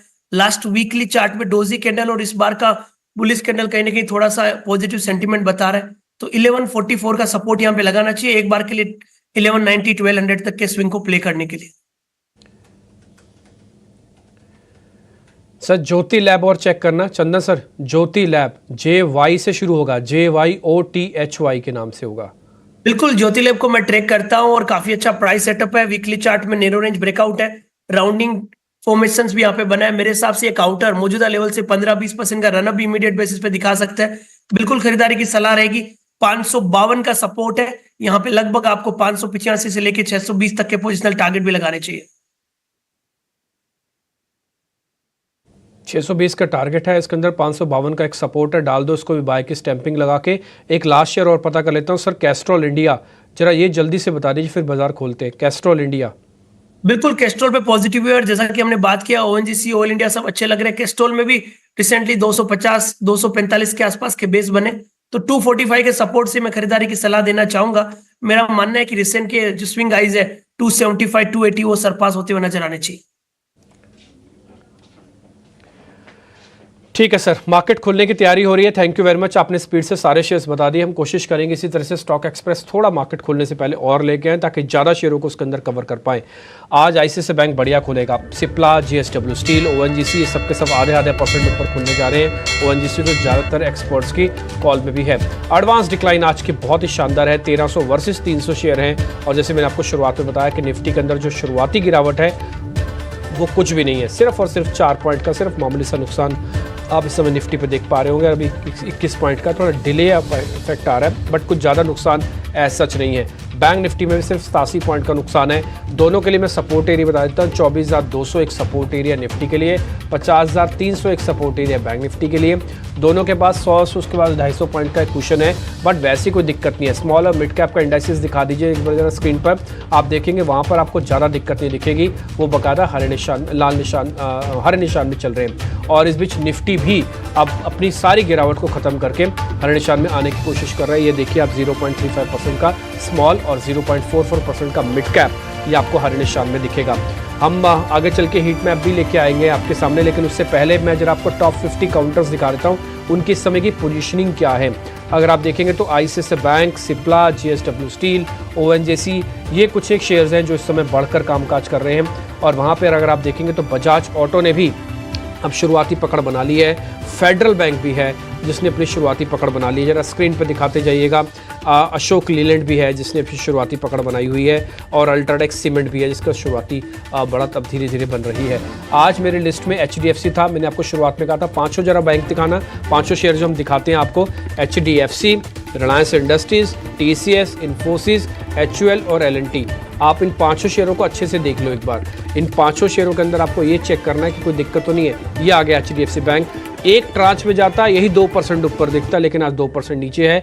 ये एमएससीआई का इम्पैक्ट है। टीसीएस ऊपर है, रिलायंस इंडस्ट्रीज ऊपर है, एचयूएल नीचे है। एक बार एलएनटी और दिखाओ, एलएनटी और इन्फोसिस भी दिखाओ, इन्फोसिस भी हल्का सा नीचे है, एलएनटी और दिखाओ। तो 500 शेयर देखने के बाद मेरे एक्साइटमेंट का लेवल कोई बहुत ज़्यादा भी नहीं है, मेरे को इन 500 शेयरों में कोई वेटेज नहीं दिख रही। और मैंने आपसे शुरुआत में भी कहा था एचडीएफसी पे आज नोटिस रखिएगा। मैंने कल भी आपको नोटिस करवाया था कि भाई 2 ट्रांच में आया तो शेयर चलेगा नहीं, 1 ट्रांच में आया तो चलेगा। मार्केट के अंदर 2 और 1 ट्रांच की बातचीत चल रही थी। एमएससीआई रीबैलेंसिंग तो सबको पता है, 1 महीने पहले अनाउंसमेंट हुई है, लेकिन इम्पैक्ट कल आना था, मतलब आज आना है उसका फर्स्ट डे पे। तो ये आज उसका इम्पैक्ट आप 2 से 2.25% का एमएससीआई इम्पैक्ट का देख पा रहे हो। इसकी वजह से आज आपकी बैंक निफ्टी थोड़ा सा नीचे है 65 पॉइंट। हालांकि थैंक्स टू आईसीआईसीआई बैंक और कुछ और बैंक्स जिनकी वजह से चेक एंड बैलेंस हो गया। शुरुआती बढ़त एडवांस डिक्लाइन के हिसाब से ठीक है, मार्केट की कुछ ज़्यादा डैमेज नहीं, ग्लोबल मार्केट को एब्जॉर्ब करेगा। देखते हैं क्या होता है।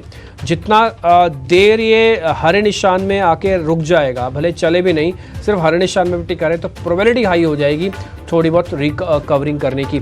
मैं कुछ एक और शेयर भी आपके नोटिस में करवा देता हूँ। अडानी ग्रुप के शेयर्स आपको वो भी बताने ही होंगे। अब देखिए अडानी ग्रुप का एक भी सिंगल शेयर ऐसा नहीं है आज जो आपको लाल निशान में दिखेगा। राइट फ्रॉम सबसे ज़्यादा बढ़ने वाला अडानी एनर्जी सॉल्यूशंस है जो कल सबसे ज़्यादा टूटा था, आज 50% की रिकवरी है। Adani Greens, Adani Total Gas, Adani Enterprises, Port, Ambuja, ACC, सब के सब आपको हरे निशान में दिखेंगे। तो जो इम्पैक्ट था हिडलबर्ग की रिपोर्ट का वो एक ही दिन में गुम हो गया। जैसे हमने कल आपके सामने कैलकुलेट करके बताया था कि आप सेकेंड डे उसकी बात भी नहीं करेंगे, सिर्फ एक दिन का एपिसोड है, और हमने कल पूरा दिन उस हिडलबर्ग की रिपोर्ट के नाम पे छोड़ दिया था और हमें तो कुछ करना नहीं था। हमने आपके सामने साफ साफ बोला। 1400 शेयर इस समय आपको अभी भी बढ़त के साथ चल रहे हैं। हीट मैप आपकी स्क्रीन पर आ जाएगा। अभी तो हम आपको शेयर्स का ही लेके आ रहे हैं, कल परसों में आपके सामने सेक्टोरियल हीट मैप भी आना शुरू हो जाएगा ताकि आप उसका बेनिफिट भी ले पाए शुरुआत में ही कि सेक्टोरियल मूवमेंट कहाँ पे हो रही है। और मैं बताऊँ, चेक करने का सबसे आसान तरीका, पहले सेक्टोरियल पकड़ो, सेक्टर में से फिर शेयर पकड़ो, शेयर में से अपने ट्रेड देख लो कि जहां आपका बनता है। आपका शॉर्ट हो सकता है काफ़ी हद तक की पोजीशंस, और ये आप अपनी स्क्रीन पर भी देखेंगे। ये वो हीट मैप है जिस स्टॉक्स में बात कर रहा था। एक्सेस और आईसीआईसीआई ने एचडीएफसी के डैमेज को काफ़ी हद तक कंट्रोल कर रखा है, और थैंक्स टू कोटक बैंक। हालांकि ये कमज़ोर बैंक था, मैं इसको ज़रा काउंट नहीं कर रहा अभी, लेकिन मेरे को आज थोड़ा आइडिया भी था कि एक्सेस और आईसीआईसीआई इस एचडीएफसी के प्रॉक्सी खड़े होंगे, क्योंकि इंडेक्स मैनेजमेंट में इन दोनों शेयरों का रोल काफ़ी इंपॉर्टेंट रहेगा। वो तो आज अपनी एमएससीआई से ही जूझता रह जाएगा। अब आ जाते हैं नीचे, जरा एचडीएफसी बैंक सबसे नीचे आपको वही दिखेगा। Divis Lab, Shriram Finance, LTA Mindtree जैसे शेयर्स में आज आधे से पौने % तक की गिरावट है। प्राज इंडस्ट्रीज हमने आपको बताया था आज शुरुआत में, वो भी आज पॉजिटिव ही खुला है। इसके अलावा दूसरे शेयर्स पे भी आप ध्यान रखिएगा। फिलहाल 13 पॉइंट की मामूली सी गिरावट के साथ अभी मार्केट ट्रेड कर रहा है। सिलेक्टिव रहिए, काम रखिए, पोजीशंस के ब्रेकआउट की वेट कीजिए, अटेंटिव रहिए, बस ये मेरा मार्केट पे कहना है। और अभी शांति थोड़ा बरतिए, आपको भरपूर मौके मिलेंगे, बस ये टफ डेज थोड़े से निकल जाएं। आज एक और अच्छी चीज़ आपको मैं नोटिस कराता हूँ, वह रिलायंस इंडस्ट्रीज़ शुरुआत में तो 2900 के लेवल को अच्छे से बचाने की कोशिश कर रहा है। पार्टिसिपेशन बहुत ज़्यादा नहीं है इसलिए हीट मैप पे नहीं आया, लेकिन जैसे वो 0.5% से ऊपर आ जाएगा ना, वो हीट मैप पे भी आने लग जाएगा। तो ये आज का मोटा मोटी मार्केट की ओपनिंग है। आपको छोटे मझोले शेयर्स में क्या हो रहा है, ओपनिंग के सौदे कौन से हैं, बता रहे हैं मेरे जोड़े सहयोगी।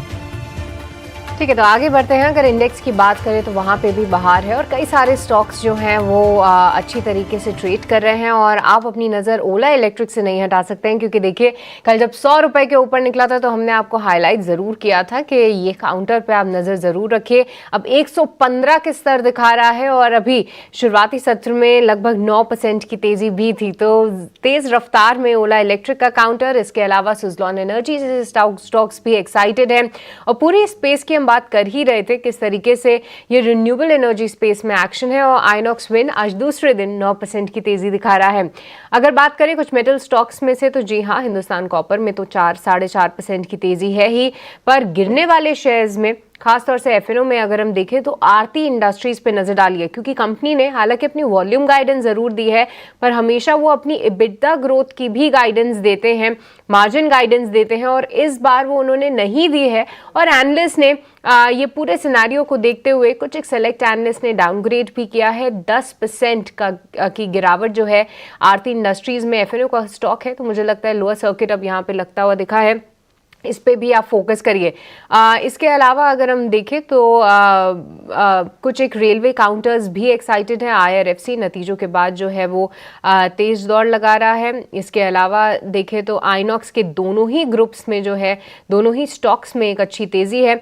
और ओला इलेक्ट्रिक के बाद बाकी अन्य जितनी कंपनीज है इलेक्ट्रिक व्हीकल स्पेस में, उसमें आपको नज़र रखनी चाहिए, जैसे कि ग्रीव्स कॉटन या फिर रतन इंडिया आप ले लीजिए, उसमें भी एक्साइटमेंट है। और इलेक्ट्रा ग्रीन टेक, यहाँ पे अच्छे नंबर्स आए थे, उसके बाद यहाँ पे 6% की तेजी ये स्टॉक दिखा रहा है। तिलक नगर इंडस्ट्रीज, ये स्टॉक भी एक्साइटेड है, नतीजे काफी शानदार थे, 6.5% की यहाँ पे तेजी है। बट कुछ एक और स्टॉक्स में अगर मैं कुछ गिरने वाले शेयर्स की बात करूँ तो HOEC, ये स्टॉक काफी वॉलेटाइल है, बड़े मूव्स देता है, 7% की आज यहाँ पे गिरावट है। इसके अलावा कोई बड़ा नाम मुझे नहीं दिख रहा है जहाँ पे प्रेशर हावी होते हुए दिखे हमें, पर जी हाँ, आज भारी गिरावट आरती इंडस्ट्रीज में जरूर दिख रही है। और लार्ज कैप स्पेस में से HDFC बैंक भी MSCI के अनाउंसमेंट्स के बाद सपोर्ट नहीं है, 2% की यहाँ पे भी गिरावट है। पर चलिए इसी के साथ अब आगे बढ़ेंगे और शुरू करेंगे हमारे एक्सपर्ट से उनके ओपनिंग ट्रेड्स जानना।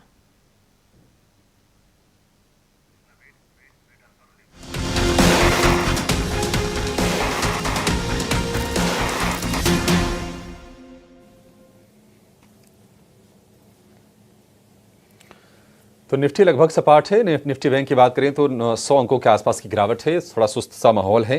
लेकिन HDFC बैंक के चलते थोड़ा माहौल खराब है। अगर HDFC बैंक अगर इतना नीचे नहीं होता तो शायद निफ्टी अगर आपको बिल्कुल हर निशान में दिखता है, इसमें कोई दो राय नहीं है।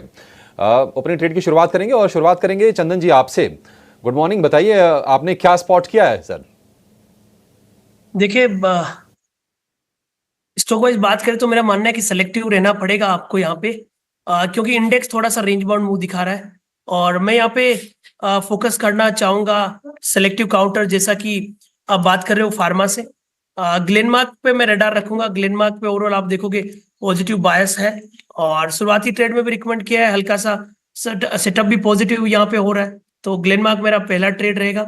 रिवाइज सपोर्ट से अब यहाँ पे खरीदारी की सलाह रखेंगे। यहाँ पे मैं ग्लेनमार्क की बात कर रहा हूँ, सपोर्ट रहेगा 1485 के आसपास, ऊपर में 1570 तक के टारगेट यहाँ पे बनने चाहिए। तो फार्मा अच्छे लग रहे हैं, फार्मा में ग्लेनमार्क हमारे पॉजिटिव रिकमेंडेशन रहेगी। मेरा मानना है मार्केट रेंज बाउंड रहेगा तो भी फार्मा काउंटर यहाँ पे सिलेक्टिव परफॉर्म करते हुए नजर आने चाहिए।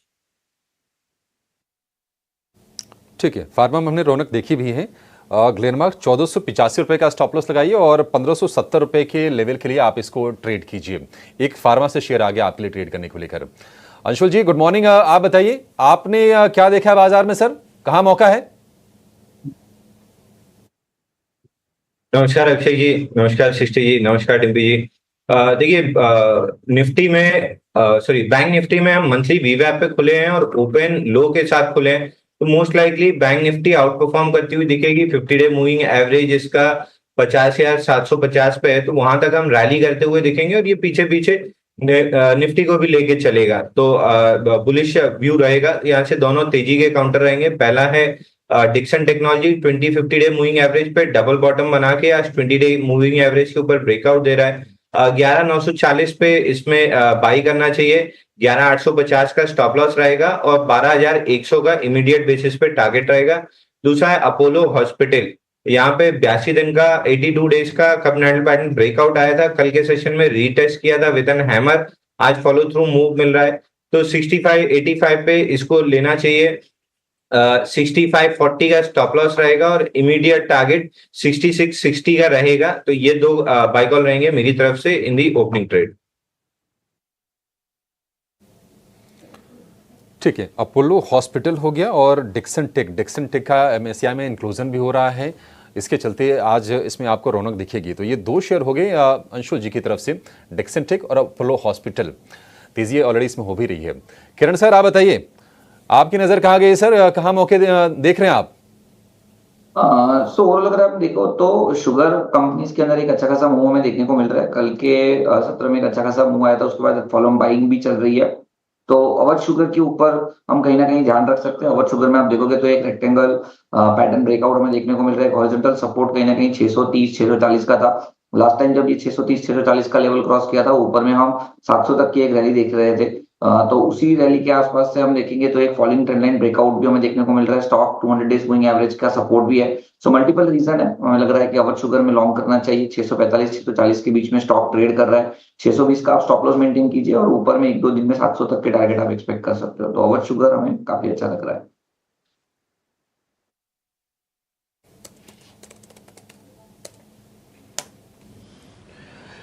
ठीक है, तो ये कुछ एक सारे स्टॉक्स हो गए। एक और चीज़ मैं आपको बता देता हूँ, करीब ना 15 शेयर F&O बैन में है। 15 शेयर F&O बैन में है। तो इसलिए कोई आदमी अगर फ्यूचर्स का कोई शेयर बता भी रहा है ना, तो एक राउंड के लिए ना आप काउंटर चेकिंग कर लेना।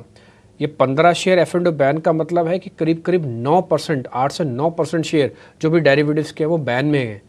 अब एक एक शेयर के बारे में ना याद और बोला भी नहीं जा सकता, नहीं तो आपको 15 बार बोलना पड़ेगा वो शेयर डिस्कस हो रहे हैं। और टिपिकली वो ट्रेंडिंग शेयर्स ही बैन में जाते हैं, या तो एक्सट्रीम हो जाएंगे या तो फिर एक्सट्रीम गिर जाएंगे तो बैन में चले जाते हैं। तो इसलिए थोड़ा सा आप ध्यान रखिएगा। जिस भी शेयर के बारे में आपको हम फ्यूचर्स में रिकमेंडेशन दे रहे हैं, एक राउंड की चेकिंग कर लेना अपने डीलर से पूछ के कि भाई F&O बैन में तो नहीं है। अच्छा, F&O बैन का कोई जुर्म नहीं है, इंट्राडे आप आपस में काम कर सकते हो, डिलीवरी नहीं लेके जा सकते। आपने अगर सौदा पंच कर लिया, मान लो किसी ने पंच कर भी लिया, तो ऐसा नहीं है कि वो काट नहीं सकता, वो काट भी सकता है, कोई पेनल्टी का क्लोज नहीं है, लेकिन वो डिलीवरी नहीं लेके जाएगा। और 3:30 से 3:15 से पहले सौदे उसको काटने पड़ेंगे, नहीं तो एल्गो काट के उसका पेनल्टी क्लोज में डाल देगा, ऑक्शन खड़ा करवा देगा। खैर नहीं, हाँ हम आगे बढ़ जाते हैं। 25 पॉइंट का नुकसान है। मार्केट ने 4 बार अटैम्प्ट लिया हर निशान में आने का, लेकिन बार बार आके ना यहीं आके फिसल रहा है। थोड़ी एफर्ट्स उसको और करने पड़ सकते हैं, ऐसा साफ साफ देखने में और समझने में लग रहा है। इसलिए थोड़ा वेट कीजिए, मार्केट को थोड़ा और कंसोलिडेशन लगेगा, उसके बाद फिर देखते हैं क्या हो सकता है। आते हैं जरा कुछ और लॉन्ग पोजीशंस पे, जहाँ पे आज मार्केट का डेकोरम थोड़ा ठीक है। एक बार जरा मैरी को दिखाना, बिना वॉल्यूम के चलने वाला 2-2.5% शेयर ऊपर है। दम कितना चेक करवाते हैं चंदन सर, एक बार जरा चेक करना मैरी को। बात करें तो आप देखोगे तो मेरी को में कंपैरेटिवली जो मूव था वो अच्छा खासा मूव देखने को मिला। नीचे के लेवल से शानदार रिकवरी इस काउंटर में देखी।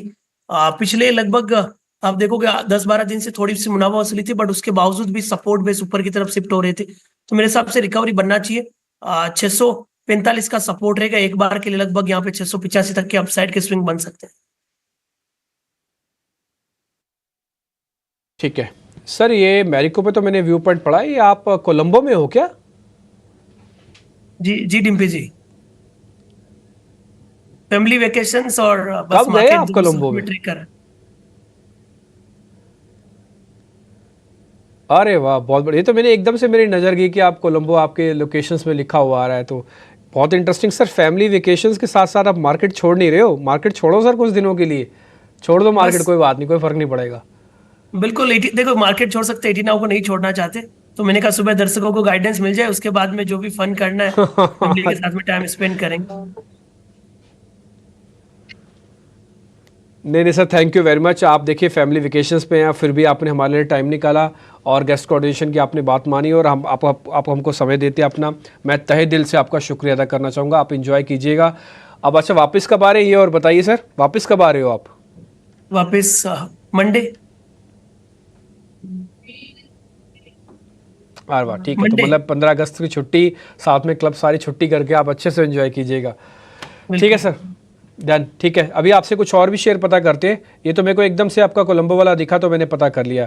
खैर एनी हाउ, एक दो शेयर जरा और चेक करवा लेते हैं। यहाँ पे आज लॉन्ग पोजीशंस बढ़िया बन रही है, बट मेरी एक ही प्रॉब्लम है, लॉन्ग पोजीशंस बढ़ दिया तो बन रही है बट उसमें वॉल्यूम नहीं है। औरोबिंदो फार्मा एक बार जरा अंशुल से चेक करवाते हैं। अंशुल सर एक बार जरा औरो फार्मा चेक करना। औरो फार्मा ट्रेड करें क्या आज छोड़ दें इसको? तो फार्मा में कल भी ऑलमोस्ट इनसाइड बार थी, आज भी ऑलमोस्ट इनसाइड बार है। 4 दिन का हाई ब्रेकआउट मिल जाता है 1487 के ऊपर तो बिल्कुल बाई बनेगा। 4 दिन की टाइट क्लोज से ब्रेकआउट है, सुबह 1520 1524 तक जाएगा, तो ब्रेकआउट के बाद लेना चाहिए। 1487 टू बी प्रिसाइज ब्रेकआउट है। ठीक है, डन। एक शेयर मेरे को सर आपसे और पता करना है। एक्चुअली मैं वो सारे शेयर्स ढूंढ के निकाल रहा हूँ कि जहाँ मेरे को लग रहा है कि हाँ भाई ये कुछ इंट्राडे इसके अंदर मोमेंटो आ सकता है। फॉल फ्रॉम हाई वाली कैटेगरी है इसमें मेरे पास। एक बार आप जरा रेल विकास चेक करना अंशुल जी, RVNL। जी पूरे डिफेंस और रेलवे पैक में डाउन कैंडल्स पे वॉल्यूम ज्यादा है, अप कैंडल्स पे वॉल्यूम कम है। उसमें इकलौता काउंटर RVNL है जहां पे ऐसा नहीं हो रहा है और ये 50 डे मूविंग एवरेज टेस्ट करके कल ब्रेकआउट दिया है। तो इमीडिएट बेसिस पे स्विंग हाई 626.80 तक ये जा सकता है। उसके ऊपर अगर निकलता है तो ये अपना बुलिश मोमेंटम कंटिन्यू करेगा। वहां अगर फेलियर बनता है तो स्टॉक में शॉर्ट टर्म टॉप बन जाएगा और फिर करेक्शन स्टार्ट हो जाएगा। तो यहां से अगर ले रहे हैं तो स्ट्रिक्ट स्टॉप लॉस लगाइए 560 का क्लोजिंग बेसिस पे और 626 पे मैक्सिमम प्रॉफिट बुकिंग करने की कोशिश कीजिए। एक कैश का शेयर दिखाता हूँ सर, अभी अभी चला है, वो है गुजरात पीपावाव पोर्ट के नाम से GPPL है। एक बार जरा दिखाना स्क्रीन पर। एकदम से शेयर चला है 232 से सीधा 245 हो गया, 12-13 रुपये। दिखाओ एक बार जरा GPPL, टाइप करना GPPL आ जाएगा अपने आप ही। यस, ये वाला शेयर डेज हाई पे 7% ऊपर आ गया। अंशुल जैन एक बार जरा चेक करना क्या होगा एकदम से शेयर को। स्टैंडर्ड डिस्क्लेमर दे दूं, GPPL 222 रुपए में जुलाई के स्टार्ट में हमने अपने क्लाइंट्स को बाई रिकमेंड किया था 260 के टारगेट के साथ। तो अभी हमारा कॉल ओपन है। यहाँ से अभी फ्रेश आज के सेशन में ब्रेकआउट बना है, 20 दिन का कपनैडल पैटर्न का ब्रेकआउट है, ओपन लो के साथ चल रहा है। तो हाई लाइकली है कि 260 रुपए ना सिर्फ टेस्ट करेगा बल्कि इसको सरपास करेगा। और पहले आपको धन्यवाद से चालू करूंगा, उसके बाद नोटिस कराऊंगा आइनॉक्स विंड सिमिलर पैटर्न बना है, आइनॉक्स विंड जैसा। आइनॉक्स विंड नोटिस आपने और मैंने 160 में कराया था, 235 हो गया है। बिल्कुल सिमिलर पैटर्न GPPL पे है, वॉल्यूम पैटर्न भी सेम है। तो 260 सरपास करते हुए 290 295 आता हुआ दिख रहा है। प्रोबेबली 1 से 1.5 हफ्ता लग जाएगा इसको। ठीक है, एक शेयर में और पता करूंगा। एक्चुअली वो है थोड़ा सृष्टि के एरिया का, यानी कि ऑटो स्टॉक है। उसका नाम है ओलेक्ट्रा ग्रीन टेक। एक बार जरा उसको भी दिखाना। Olectra Green Tech, Olectra Green Tech के नाम से एक कंपनी है, ओलेक्ट्रा ग्रीन टेक। एक बार दिखा पाएंगे आप जल्दी से प्रोड्यूसर साहब? यस, ये वाला। ये शेयर भी 10% ऊपर आया है और एकदम से इसने भी स्पीड पकड़ी है। एक काम करते हैं, जरा किरण सर से चेक करवाते हैं। किरण सर, ये 1600 से सीधा 1700 एक ही कैंडल में, एक बार जरा चेक करना सर। का अगर चार्ट देखोगे तो कहीं ना कहीं एक अच्छी खासी रैली दी, 2200 के तक के हाई बनाए, वहां से स्टॉक कंटिन्यूअसली एक फॉलिंग चैनल के अंदर ट्रेड कर रहा था। नीचे में हमने देखा कि 1500 तक के बॉटम बनाया, 1500 के आसपास मल्टीपल बॉटम है और कहीं ना कहीं जो ऑर्डर बुक अभी और रिसेंटली जो रिजल्ट आए थे काफी अच्छे रिजल्ट आए, उसके चलते हुए स्टॉक में एक आज अच्छी खासी तेजी देख रहे हैं और 200 दिन की मूविंग एवरेज के ऊपर भी क्लोज हो रहा है। तो डेफिनेटली करंट मार्केट प्राइस से या कोई भी डिप आता है तो हमें लॉन्ग करना चाहिए। एक पोजिशनल स्टॉप लॉस आप 1550 का रखिए और जिस तरह के चार्ट पैटर्न है वापिस ये 2000 तक जा सकता है स्टॉक। ठीक है, ओलेक्ट्रा ग्रीन टेक देखिए सुबह भी हमने हाईलाइट किया था, अभी 10% 11% की तेज़ी जो है ये दिखा रहा है और इस पूरे स्पेस में ही एक्शन है। इसमें से एक स्टॉक जिस पे कुछ दिनों पहले भी हमने स्पॉटलाइट डाली थी वो था ग्रीव्स कॉटन, क्योंकि देखिए यहाँ पे कंपनी को फेम 2 सब्सिडीज जो भी मिली थी उस पर सरकार का कहना था कि आपने नियमों का पालन नहीं किया है, जितनी सब्सिडीज़ हैं वो आपको वापस देनी पड़ेंगी। तो ओलेक्ट्रा ग्रीन टेक और साथ ही रतन इंडिया जैसे कंपनीज को एक हिट ज़रूर हुआ था, पर पर अगर आप ग्रीव्स कॉटन की अब अनाउंसमेंट्स को देखें तो आने वाले जो फेम 3 है उसमें भी शायद इनको बेनिफिट मिले जब भी ये पॉलिसी आएगी। और EMPS जो कि करेंट पॉलिसी है सब्सिडीज़ के लिए, जहाँ पे हर 2 व्हीलर पे 10,000 का जो है आपको सब्सिडी मिलती है, उसका अब ये फ़ायदा मिलेगा। पर अगर बात करें इनके फाइनेंशियल्स की तो मैं देख रही थी कि इनके बैलेंस शीट में लगभग 400 करोड़ का प्रोविज़न इन्होंने पिछले साल किया था कि अगर हिट होता है तो शायद वो रकम इनको इस्तेमाल करनी पड़े, तो वो सारी चीज़ें जो हैं अब नहीं आएंगी। पर स्टॉक जो है कुछ ज़्यादा मोमेंटम नहीं दिखा रहा है। एक बार अंशुल आपसे समझना चाहेंगे ग्रीव्स कॉटन कैसा दिख रहा है आपको चार्ट्स पे। मैं इसलिए भी पूछ रही हूँ क्योंकि ओला जैसे स्टॉक्स जब 2 दिन में 40-50% मूव दिखा रहे हैं, तो ऐसे में जो अन्य इनके पेयर्स हैं इनमें भी शायद कोई रब ऑफ इफेक्ट आएगा। तो कैसे देख रहे हैं आप इसको चार्ट्स पे? चार्ट पे बहुत बेहतरीन स्ट्रक्चर डेवलप कर रहा है। 101 हफ्ते का डबल बॉटम है और बेहतरीन चीज ये है कि सेकंड बॉटम जो है वो पूरे लो को शेक आउट करके हैमर के साथ चला है। अब बिल्कुल नेकलाइन पे आके खड़ा है। 176 रुपए 50 पैसा जैसे निकलता है ये स्टॉक अपने स्ट्रक्चरल बुल रन में आ जाएगा। और जो प्रीवियस हाई रहा है इसका 240 के आसपास का जनवरी 2022 में, वो इमीडिएट टारगेट बनेगा। तो बिल्कुल स्टॉक को प्रीएम्प्टिव चाहे तो बाई कर सकते हैं और मोमेंटम प्लेयर्स थोड़ा सा वेट कर लें। 176.50 निकलते से इसमें मोमेंटम आना स्टार्ट हो जाएगा। बट जिनको समय देने में प्रॉब्लम नहीं है वो प्रीएम्प्टिव करंट मार्केट प्राइस से बाई कर सकते हैं। केवल एक काम करना है, स्टॉप लॉस 152 का क्लोजिंग बेसिस पे लगाना है। आपको 240-250 ये रेंज आराम से मिलेगी। ठीक है, 240-250 जो है ये स्टॉक दिखा सकता है क्योंकि कुछ समय पहले हम ये भी हाईलाइट कर रहे थे कि वीकली बेसिस पे किस तरीके का ब्रेकआउट है। तो ग्रीव्स कॉटन फिलहाल आप होल्ड करें, प्रीएम्प्टिव बाई भी कर सकते हैं। पर एक स्टॉक जो कि धुआंधार रफ्तार में है वो है स्टोवक्राफ्ट। आप देखिए आज यहाँ पे 9% की तेज़ी है और कल भी एक बढ़िया ब्रेकआउट जो है इसमें दिखा था। चंदन कैसे देख रहे हैं आप ये स्टोवक्राफ्ट का मूव? क्योंकि देखिए कई समय के कंसोलिडेशन को इसने 2 दिन में ही पूरा कर दिया। सीधा 625 से 730 के लक्ष्य 2 दिन में। और कौन से टारगेट्स यहाँ पे ध्यान में रखें? काउंटर को मैं क्लोजली ट्रेक नहीं करता हूं, बट इसके सेटअप को देखूं तो काफी अच्छा लग रहा है। वीकली चार्ट पे rounding formation, cup and handle जैसे पॉजिटिव प्राइस पैटर्न बन रहा है जो इंडिकेट कर रहा है कि नई रैली बरकरार होनी चाहिए। आप देखो कि धुएंधार तेजी पिछले 2 वीक में देखने को मिली है। लगातार पिछले 6 दिनों से continuously high tops high bottom with significant surge in the volume देखने को मिल रहा है। तो मेरा मानना है मोमेंटम बरकरार रहेगा। 710 का सपोर्ट है, कहीं ना कहीं 775 और 815 तक के अपसाइड यहाँ पे बनने चाहिए। तो 775 तक के लेवल्स जो हैं स्टोवक्राफ्ट दिखा सकता है। बोलते बोलते और भी थोड़ी सी इसमें तेज़ी आ रही है, पर आज एक ब्लॉक डील के चलते सुंदरम फास्टनर्स जो है वो फोकस में ज़रूर है क्योंकि यहाँ पे जो है एक ब्लॉक डील हुई है। सुंदरम फास्टनर्स TVS ग्रुप की कंपनी है। कुछ समय से जो है इस ब्लॉक डील का एक ओवर हैंग भी था, पर खुलने के बाद थोड़ी सी वीकनेस ज़रूर रही, पर अब डे हाई पे आ रहा है। चंदन आप एक बार इस पे भी गाइड कीजिए कि सुंदरम फास्टनर्स कैसा दिख रहा है आपको चार्ट्स पे? देखिए सुंदरम फास्टनर की बात करें तो ये काउंटर काफी दिनों से रेडार में था, बट अभी पिछले लगभग 3-4 वीक से हल्के से डाउन स्विंग देखे। बट अच्छी बात है कि एग्जैक्टली की मूविंग एवरेज को सपोर्ट लेके लोअर लोज को निगेट किया है, तो मोमेंटम बनेगा। 1361 प्रीवियस डे का जो स्विंग आया था उसको सरपास करने के बाद यहाँ पे नेगेटिव जो सेटअप था शॉर्ट टर्म में वो निगेट हुआ है, तो पॉजिटिव बायस बनना चाहिए। 1330 के सपोर्ट से कहीं ना कहीं 1420 तक के अपसाइड ये स्टॉक इमीडिएट में आपको दिखाना चाहिए।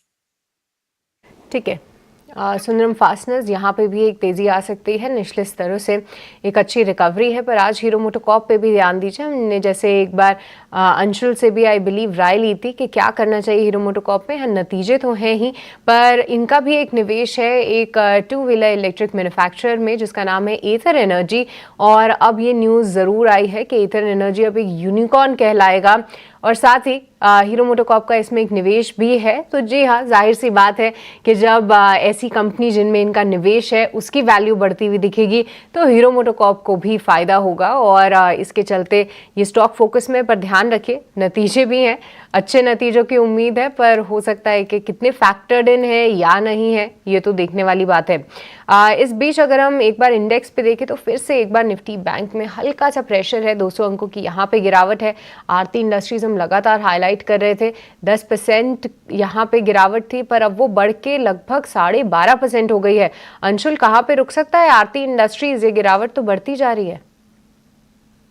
देखिए, चार्ट स्ट्रक्चर अचानक से डैमेज हुआ है और एकदम ऑफ गार्ड सरप्राइज कैच हुए हैं, क्योंकि ये कप हैंडल पैटर्न बना रहा था और almost on the verge of breakout था। तो प्रीएम्प्टिव प्लेयर्स ऑलरेडी फंसे हुए हैं। इमीडिएट स्विंग लो जो है वो 629 पे है, तो 629 तो आता हुआ दिख रहा है। अगर 629 होल्ड नहीं होता है तो फिर इसका एक शॉर्ट टर्म में मेजर सपोर्ट 603 रुपए है, वो अगला टारगेट बनेगा। बट मोस्ट लाइकली एटलीस्ट आज और कल के लिए 629 होल्ड हो सकता है। 629 शायद आरती इंडस्ट्रीज होल्ड करने की कोशिश करे, तो इसको लेकर आप ध्यान ज़रूर रखिए। पर इस बीच देखिए, हिंदुस्तान कॉपर सुबह से ही जो है इसमें अच्छी तेज़ी देखने को मिल रही है। हमारे साथ कुछ समय पहले किरण भी थे और किरण की कॉल जो है वेदांता पे थी। ये दोनों ही कंपनीज क्लोजली कनेक्टेड है। पर एक बार चंदन, आपसे हिंदुस्तान कॉपर पे ही राय जानना चाहेंगे। क्यों? क्योंकि कई समय बाद 20 डे मूविंग एवरेज के ऊपर अच्छे से निकला है, पर क्या फिर से चमक वापस लौटती दिखेगी हिंदुस्तान कॉपर में? और 4% की तेजी के बाद कोई फ्रेश ट्रेड ले या अवॉइड करें? सृष्टि, आपने बिल्कुल सही कहा कि ये काउंटर की मूविंग एवरेज 20 डेमा को सरपास किया और काफी दिनों के बाद में यहाँ पे तेजी की रंगत लौटी है। मेरे हिसाब से यहाँ पे 13-14 दिन का जो करेक्टिव साइकिल है वो कंप्लीट हुआ है और वीकली और डेली चार्ट में जो लोअर टॉप लोअर बॉटम के सीक्वेंस बन रहे थे उनका निगेशन देखने को मिला है। तो काफी रनअप बना है, बट मेरा मानना है शॉर्ट कवरिंग ट्रिगर और सपोर्ट बेस्ड बाइंग दोनों यहाँ पे वर्क करेगा। पिछले दिनों से मैं नोटिस कर रहा हूँ कि यहाँ पे सिलेक्टिव बाइंग देखने को मिल रही है। तो मेरे हिसाब से 307 का सपोर्ट लगाया जा सकता है, ऊपर में लगभग 340 तक के टारगेट के लिए।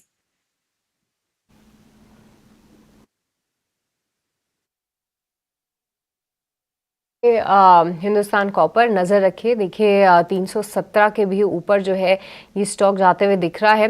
पर लगातार देखिए, एक जो फार्मा स्पेस में तेज़ी है वो तो हम हाईलाइट कर ही रहे हैं, पर हम आपको ये भी बता रहे हैं कि किस तरीके से डायग्नोस्टिक काउंटर्स और पूरी इंडस्ट्री में कुछ चीज़ें फेवरेबल होती हुई आई हैं। आपको याद होगा 1-1.5 साल पहले तक हम ये बात करते थे कि किस तरीके से जितने भी ऑनलाइन प्लेयर्स आए हैं जिनको फंडिंग मिलती है वो किस तरीके से डिस्काउंट्स दे रहे हैं, डिस्टर्ब कर रहे हैं पूरे मार्केट को। पर कहीं ना कहीं जो लेगेसी प्लेयर्स थे उन्होंने अपना स्टैंस बरकरार रखा था कि शायद ये जो पूरा शेकआउट है वो टेम्परेरी है। आने वाले टाइम में अगर सस्टेन करना है आपको बिजनेस तो आपको प्राइस जो है इतने तोड़ने नहीं चाहिए मार्केट में। और आप देखिए, डॉक्टर लाल पैथलैब, मेट्रोपोलिस, थायरोकेयर, ये सभी ने अपने पॉइंट्स पे स्टिक किया। जो कि उनके एक्सपेंशन प्लान्स थे उसको वो करते गए। और आप देखिए फिर से ये काउंटर्स जो हैं इतनी अच्छी तेज़ी दिखा रहे हैं और नतीजे भी आपको पूरी तरीके से अच्छे आते हुए दिखेंगे। थायरोकेयर का एक बार स्टॉक हम देखेंगे क्योंकि यहाँ पे 5% से ज़्यादा की तेज़ी है। और अंशुल, क्विकली आपसे समझना चाहेंगे, थायरोकेयर क्या लगता है चार्ट्स पे, क्या यहाँ पे फ्रेश ट्रेड लेना है?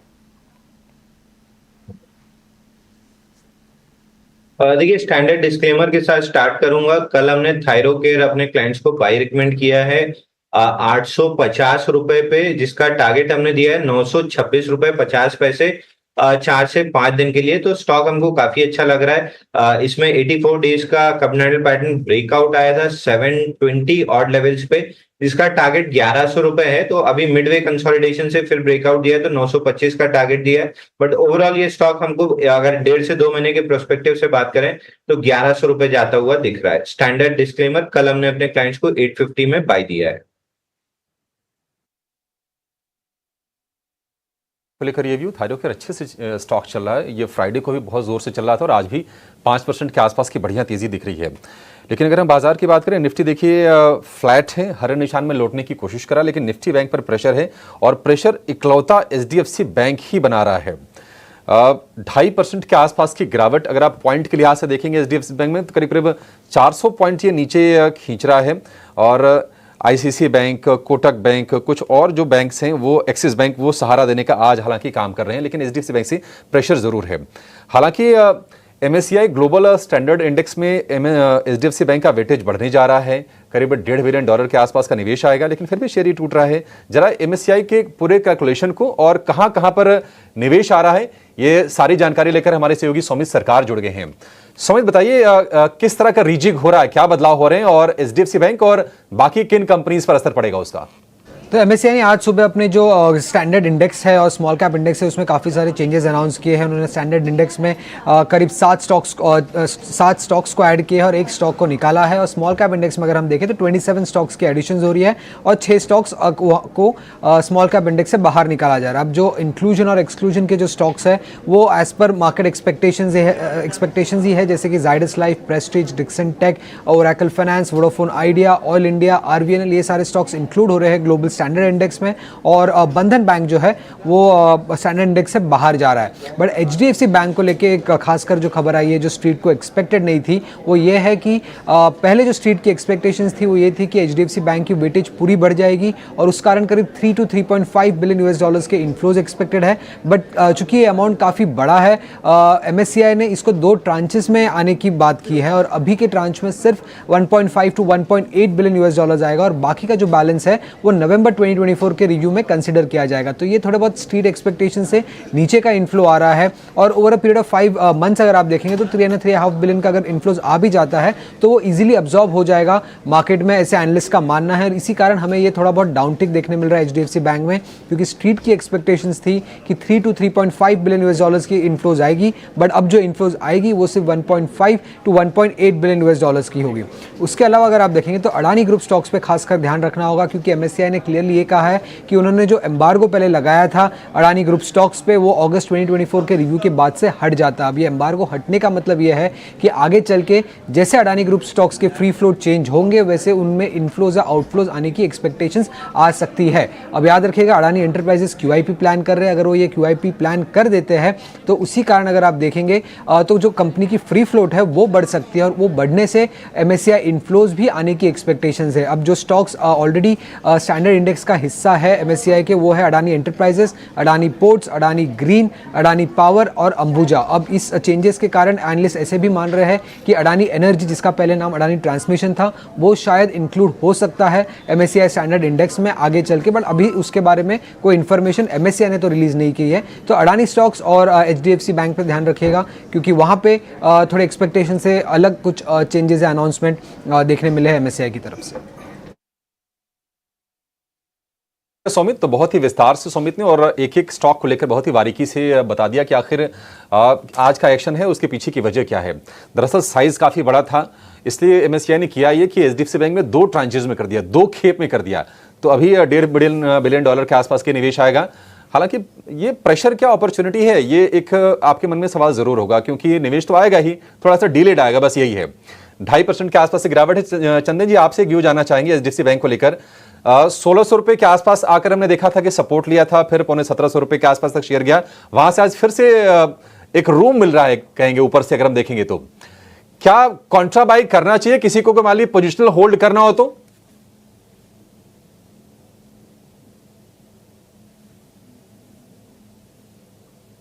चंदन जी,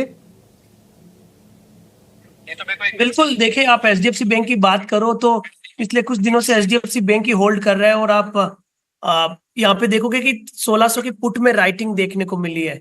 तो मेरा ऐसा मानना है कि जो सपोर्ट है वो 1600 के आसपास होना चाहिए। हालांकि आप देखिए ऊपर के लेवल पे टिक नहीं पाया, थोड़ी मुनाफा वसूली देखने को मिली और एचडीएफसी बैंक की नर्वसनेस की वजह से वापस बैंक निफ्टी ऊपर के लेवल पे अटकता हुआ नजर आया। बट नेगेटिव बायस तो नहीं रहेगा। मेरा मानना है कि 1600 के आसपास ये जो गिरावट वापस बनी है वो थमती हुई नजर आ सकती है।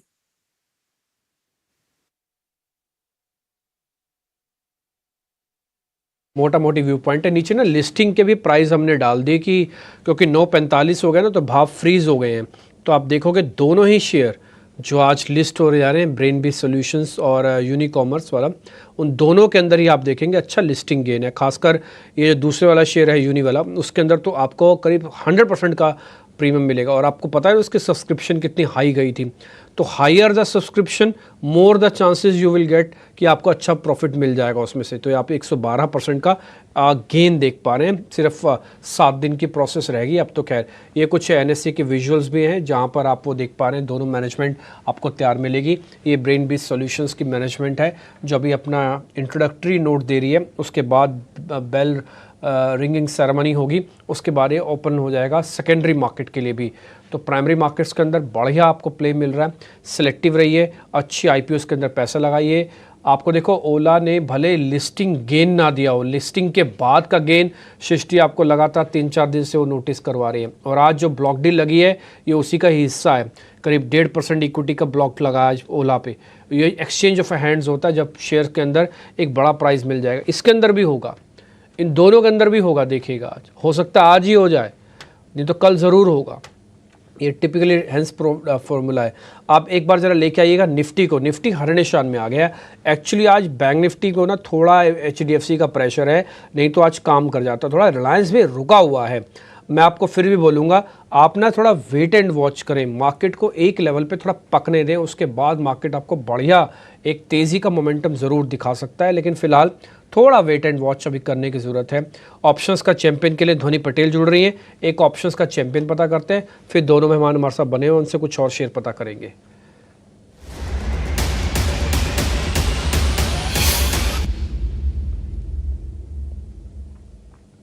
ध्वनि जी नमस्ते, बताइए आप मैम कौन सा ऑप्शन आपने ढूंढा है?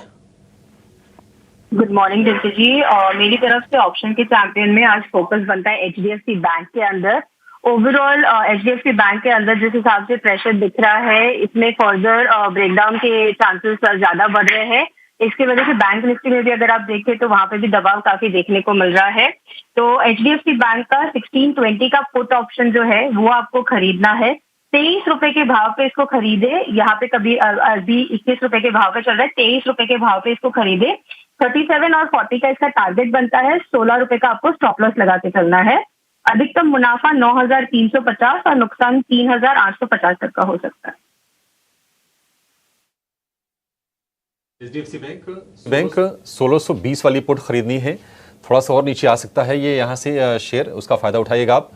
23 रुपए के भाव पर आपको मिलेगा।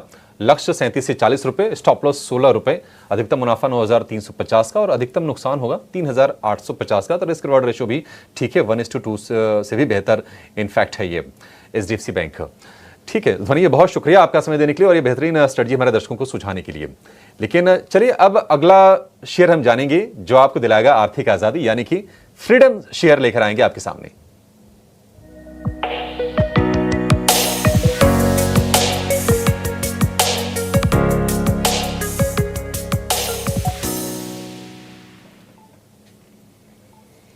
हमारे साथ जुड़ गए हैं SBI सिक्योरिटीज के सनी अग्रवाल। सनी, बहुत शुक्रिया आपका समय देने के लिए, स्वागत है टी9 स्वदेश पर। बताइए कौन सा स्टॉक है फ्रीडम स्टॉक? या गुड मॉर्निंग एवरीवन। और आज का मेरा फ्रीडम स्टॉक रहेगा अंबर एंटरप्राइजेस, जो कि एक EMS सब सेक्टर को बिलोंग करती है। और मेरा प्राइस टारगेट रहेगा 4800 का with investment horizon of 12 month. At the same time आप इसे कोर पोर्टफोलियो में होल्ड करेंगे 3 से 5 साल, तो मुझे ये यकीन है कि काफी अच्छा रिटर्न ये स्टॉक डिलीवर करेगा। अगर हम कंपनी के कारोबार की बात करें तो प्रीडोमिनेंटली जितने भी बड़ी AC बनाने वाली ब्रांड है उनके ये इंडोर और आउटडोर यूनिट बनाती है और काफी सारे कंपोनेंट अब इन्होंने बनाना स्टार्ट कर दिया है बैकवर्ड इंटीग्रेशन के तहत। एट द सेम टाइम पिछले 2 सालों से हमने देखा है कि कंपनी ने अपना बिजनेस डिरिस्क किया है, डाइवर्सिफाई किया है रेलवे कंपोनेंट में और अदर कंपोनेंट में फोरे करके। कंपनी ने अभी रिसेंटली प्रिंटेड सर्किट बोर्ड भी बनाना स्टार्ट किए हैं काफी सारे सेक्टर के लिए। और एट द सेम टाइम हमने देखा था कि Q1 के नतीजे इसके काफी रोबस्ट नतीजे आए थे। एट द सेम टाइम अगर मैं रिटर्न रेशियोज की बात करता हूं तो करंटली कंपनी के जो रिटर्न रेशियोज है 15% है और हमारी ये उम्मीद है कि अगले 2 से 3 साल में जो रिटर्न रेशियोज है तकरीबन 20% के आसपास हम देखेंगे अंबर एंटरप्राइजेस के। तो इसी के चलते मुझे लगता है कि medium to long term portfolio में अंबर एंटरप्राइजेस को ऐड करना चाहिए। ठीक है, अंबर एंटरप्राइजेज 4,800 रुपए का लक्ष्य आपके लिए बनेगा 1 साल की अवधि के लिए। 4,135 रुपए के आसपास फिलहाल शेयर है। आप इस भाव पर खरीदिए और आपको डिसेंट रिटर्न मिल जाएगा अंबर एंटरप्राइज में। बढ़िया कंपनी है, इसमें कोई दो राय नहीं है। सनी, बहुत शुक्रिया आपका समय देने के लिए और ये बेहतरीन शेयर बताने के लिए। अच्छा, एक शेयर है चंदन जी, आप जरा चेक कीजिए, वो है ब्लू स्टार का। शुक्रवार को हमने देखा सिंफनी दौड़ा, कल हमने देखा वोल्टास चल रहा था, आज है ब्लू स्टार का दम। 1700 रुपए के ऊपर ये शेयर चला गया है। क्या अभी भी इसमें आप तेजी इस लेवल से देख रहे हैं? यहां पे लॉन्ग करें, आप जिसके पास थोड़ी पुरानी होल्डिंग हो वो बने रहे इसमें? देखिए, दोनों चीजें, जिनके पास पुरानी होल्डिंग है वो भी रह सकते हैं क्योंकि मेजर ट्रेंड पॉजिटिव है। आप देखोगे पिछले 5 सालों में क्या शानदार तेजी यहाँ पे देखने को मिली है। 200 रुपए से कहीं ना कहीं 1800-1900 रुपए तक गया था, बट रिसेंटली थोड़ा सा करेक्टिव मूव है, तो जो शॉर्ट टर्म ट्रेडर है उनके लिए भी यहाँ पे अपॉर्चुनिटी बननी चाहिए। उसके अलावा आप देखो पिछले 2-3 दिन में सिलेक्टिव इस सेक्टर के काउंटर्स में मोमेंटम है, चाहे आप वोल्टास की बात करें या दूसरे किसी स्टॉक्स की बात करें, तो मेरा मानना है थोड़ा आप मूव बरकरार रहना चाहिए। लगभग 1665 के आसपास का सपोर्ट है, ऊपर में 1760 से 1800 तक के टारगेट ये काउंटर अभी ट्रेडिंग पॉइंट ऑफ व्यू से छूना चाहिए। पोजिशनल कोई देखता है तो लगभग 2200 से 2500 तक के टारगेट बन रहा है। 2200 से 2500 तक के टारगेट आपको बनते हुए दिखाई देंगे ब्लू स्टार में। पोजिशनल बेसिस पर बड़े टारगेट्स हैं। एक शेयर आज फिर से हम देख रहे हैं कि ऊपरी स्तरों से थोड़ा सा फिसला था, लेकिन आज फिर से रौनक लौटी है, वो है नाहर स्पिनिंग का। अंशुल जी, आप चेक करेंगे नाहर स्पिनिंग? देखिए, नाहर स्पिनिंग में कुछ हद तक कंसोलिडेटिंग पैटर्न था और वहां से चलना स्टार्ट किया है। अब बिल्कुल ब्रेकआउट को रीटेस्ट किया है इसने। 512 दिन या 108 हफ्ते का कैंडल पैटर्न का ब्रेकआउट है, लेकिन पिछले 2 हफ्ते की जो कैंडल है ऊपरी स्तर से थोड़ी सी सेलिंग है और थोड़े वॉल्यूम्स थे सेलिंग में। मैं थोड़ा डाउटफुल हूं इस पे कि ये ब्रेकआउट काम करेगा या नहीं। 363 निकल जाता है तो मैं काफी कॉन्फिडेंटली कह सकता हूं कि ये ब्रेकआउट वर्क करेगा, फिर ये स्टॉक 500-520 तक जा सकता है। तो करंट जंक्शन पे मैं अवॉइड करूंगा 360-363 की जोन अगर निकल जाती है तो फिर ये मेरे इंटरेस्ट में जरूर होगा और अपने क्लाइंट्स को मैं बाय रिकमेंड करूंगा। वैसे ही मेरे एक्टिव वॉच लिस्ट में है, लेकिन ब्रेकआउट के बाद जो 2 वीकली कैंडल बनी है इसकी वजह से हम थोड़ा सा होल्ड पे हैं। 360-365 निकलते से वापस से हम इसमें लॉन्ग कॉल्स देना स्टार्ट करेंगे। करें उसके बाद जो है एक तेज़ी इसमें आती हुई दिख सकती है, तो फिलहाल थोड़ा सा वेट ज़रूर करें स्टॉक में। इसके अलावा कुछ एक रेलवे काउंटर्स भी फोकस में है। सुबह हमने 1% की तेज़ी के साथ RVNL हाईलाइट किया था और अब यहाँ पे 3% का उछाल देखने को मिल रहा है। चंदन, क्या रेलवे काउंटर्स में फिर से कुछ मोमेंटम एक्सपेक्ट किया जाए, क्योंकि RVNL एक धुआंधार तेज़ी इसने दिखाई थी, फिर उसके बाद मार्केट्स की फॉल में पार्टिसिपेट भी किया। अब जो रीबाउंड है RVNL पे क्या नजर रखे, या कोई अन्य रेलवे काउंटर जो कि आपके रेडार पे हो? रेडार पे है और RVNL ने काफी अच्छा प्राइस पैटर्न बनाया है। मैं आपको बताऊंगा कि यहाँ पे एक पोल एंड फ्लैग पैटर्न बना है जो काफी एक बुलिश इंप्लीकेशन बनाता है। 5 वीक से हल्के से करेक्टिव कंसोलिडेटिव मूव के बाद कल के दिन जो कैंडल बना था और आज के दिन जो फॉलोअप है क्लियरली एक पॉजिटिव बायस का इंडिकेट कर रही है। तो मेरे हिसाब से जो प्रीवियस डे का क्लोजिंग है उसको मेजर सपोर्ट बनाए, हल्का सा कोई डिप आता है तो लें। 575-577 का सपोर्ट बना के 640 तक के स्विंग के लिए प्ले करना चाहिए। मेरा मानना है RVNL एक नई तेजी के लिए तैयार हो रहा है, मोमेंटम बनना चाहिए। कंसोलिडेशन कंप्लीट हुआ है और ये ब्रेकआउट है, वापस ने एक मोमेंटम और न्यू लाइफ टाइम हाई के लिए स्टॉक को आगे ले जाता हुआ नजर आना चाहिए। ठीक है, तो ब्रेकआउट बनना चाहिए। RVNL मौजूदा स्तरों पर भी पसंद आ रहा है, पर कुछ एक और ब्रेकआउट स्टॉक्स की बात करें तो इमामी भी देखिए फिर से जो है अपने 830 का जो इसका प्रीवियस हाइस था उसको क्रॉस करते हुए निकल रहा है। पर इतनी ज़बरदस्त तेज़ी के बाद अंशुल, क्या आप इन स्तरों पे बाय करेंगे या अब अवॉइड करने की चेष्टा करेंगे इमामी लिमिटेड में? ये 2 हफ्ते की इनसाइड बात है और करंट वीक ओपन लो के साथ चला है, तो मैं ब्रेकआउट प्ले करने की इसमें कोशिश करूंगा। 844.65 और 849.50 ये 2 हफ्ते के हाईज हैं। अगर इसके ऊपर निकलता है तो मैं बिल्कुल ब्रेकआउट प्ले करना पसंद करूंगा। राउंड फिगर पकड़ लीजिए 850 निकलने के बाद इस स्टॉक में बड़ी तेजी डेवलप होगी। 925 रुपए इमीडिएट टारगेट रहेगा, जिसको प्रीएम्प्टिव बाय करना है आज के लो के स्टॉप लॉस के साथ कर सकते हैं, क्योंकि ये ब्रेकआउट अटेम्प्ट वाली कैंडल बन रही है। अगर आज का लो नहीं टूटता है तो फिर 850 का ब्रेकआउट भी मिलेगा और 925 का टारगेट भी मिलेगा। बट मैं ब्रेकआउट प्ले करना ज्यादा पसंद करता हूं, तो मैं 850 के ऊपर ब्रेकआउट मिलने के बाद ही लॉन्ग करना पसंद करूंगा। अगर ये निकले तो उसके बाद जो है आप इसमें एक इस ब्रेकआउट में पार्टिसिपेट करें। फिलहाल सेटअप अच्छा है, पर थोड़ा सा 10-20 रुपए के लिए रुक जरूर जाइए, उसके बाद जो है मूव एक अच्छा आ सकता है। इसके अलावा अगर हम देखें तो जी हाँ, आज फिर से सन टीवी गिरावट का शिकार हो रहा है, 3% की यहाँ पे गिरावट है। जाइडस लाइफ साइंसेज, देखिए नतीजे अच्छे थे और कई बार ये बहुत इंपॉर्टेंट हो जाता है समझना कि अच्छे नतीजों की उम्मीद कितनी प्राइस में है और सरप्राइज कितना बड़ा मिला है नतीजों के बाद। जाइडस लाइफ साइंसेज हम आपको हाईलाइट भी कर रहे थे कि Aurobindo pharma, Zydus life sciences, जिस तरीके से आने कंपनी के लॉन्चेस हैं या मैनेजमेंट की कमेंट्री से कॉन्फिडेंस दिख रहा है, ये कुछ सिलेक्टेड काउंटर्स हैं जिन पे आप नजर रखिए। और जाइडस लाइफ साइंसेज देखिए आप एक तरफा इसने चाल दिखाई है, पर अच्छे नतीजों के बावजूद भी यहाँ पे 2.5% की कमजोरी है। पर चंदन, कितने करेक्शन के बाद इसमें फिर से एंट्री लेनी चाहिए, कौन से सपोर्ट लेवल्स यहाँ पे ध्यान में रखने चाहिए? देखिए जाइडस का जो सेटअप था पिछले कुछ वीक से पॉजिटिव था, बट कल के प्रॉफिट बुकिंग और आज के फॉलोअप के बाद थोड़ा सा एक कंसोलिडेटिव मूव यहाँ पे बनेगा।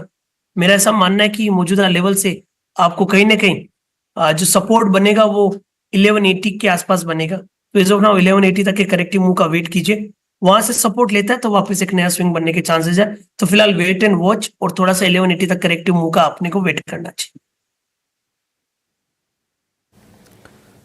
ठीक है, वेट एंड वॉच की रणनीति है। आज हम देख रहे हैं कि रूरल इकोनॉमी वाले जो शेयर है ना, जिनके लिए कुछ कुछ बांग्लादेश से भी अच्छी खबर आई हैं, जैसे ये मैरिको के लिए कि इनका प्रोडक्शन वहाँ पर रिज्यूम हो गया है सामान्य स्तर पर।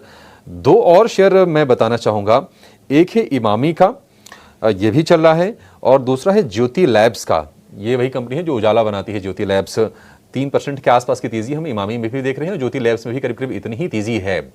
चंदन जी, आप ही ज़रा बताइए, इमामी लैब में या फिर ज्योति लैब में क्या किसी ट्रेड के मौके बन रहे हैं, फ्रेश ट्रेड लेने के? इनफैक्ट वीकली चार्ट पे राउंडिंग बॉटम और राउंडिंग फॉर्मेशंस बना है, काफी अच्छा सेटअप है, कंसोलिडेशन भी कंप्लीट हुआ है। मेरे हिसाब से 15-20% का रनअप बनना चाहिए। सुबह भी इसके बारे में डिस्कस हुआ था और अभी भी मेरा मानना है खरीदारी के मौके ढूंढने चाहिए। 560 का सपोर्ट रहेगा, कहीं ना कहीं 615, 620 तक के टारगेट के लिए स्टॉक तैयार हो रहा है।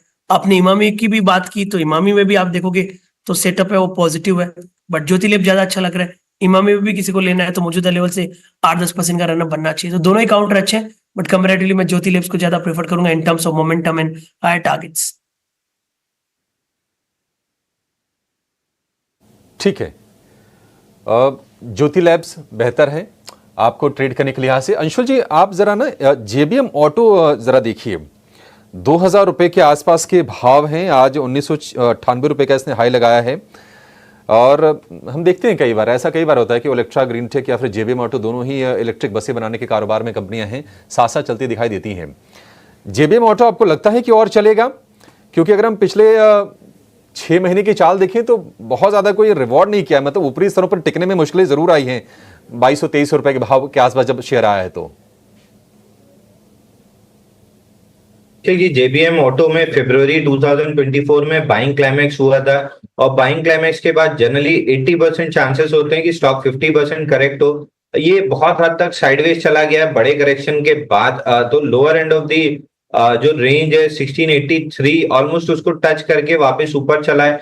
तो एक बार के लिए 2283 जा सकता है, बट ये वो आइडियल स्टॉक, मोमेंटम वाला स्टॉक नहीं है जो प्ले करना कोई मोमेंटम ट्रेडर पसंद करेगा। तो आई वुड सजेस्ट अवॉइड। बल्कि मेरे को लग रहा है कि ये 50 डे मूविंग एवरेज बहुत मुश्किल है कि निकाल पाए 2010 का। अगर निकलता है तो 2280 तक जा सकता है, बट वो आइडियल स्टॉक नहीं है जो मैं प्ले करना पसंद करूंगा। तो आई वुड सजेस्ट कि आप अवॉइड करेंगे तो ज्यादा बेटर रहेगा। जेबीएम ऑटो अवॉइड अब कर सकते हैं। चंदन जी, जरा आप सन टीवी को फिर से जरा चेक कीजिए। अब ये 3.5% आज फिर से नीचे है, कल भी शेयर गिर रहा था, 790 रुपए के आसपास का भाव है, और हमने देखा था कि 780 785 के आसपास से ही शेयर में एक तेजी की शुरुआत हुई जो इसको 900-900 रुपए तक ले गई थी। आप जरा बताएंगे कि अपने सपोर्ट के आसपास है सन टीवी या फिर अभी और गिर सकता है ये? कल बीटीएच के एफएसएस दिए थे, वो देखो सुनो क्या बोले थे अंशुल जी। सन टीवी क्या करना है, सपोर्ट के आसपास है और फिसलेगा? देखिए सन टीवी में कल रिजल्ट खराब आए थे, उसके बाद से स्टॉक में वर्टिकल ड्रॉप आई थी। 50-डे मूविंग एवरेज पे आके ये ट्रेड कर रहा है, मुझे लग नहीं रहा है कि ये प्रोटेक्ट करेगा। पहले स्विंग लो 763 आता हुआ दिखेगा और 763 टूटने के बाद थोड़ा और डाउनसाइड 723 तक आएगा, जो कि बड़े ब्रेकआउट का रीटेस्ट होगा। तो बाय ऑन डिप्स की सलाह रहेगी, लेकिन डिप थोड़ा सा डीपर आता हुआ दिख रहा है 720 ऑड लेवल्स तक।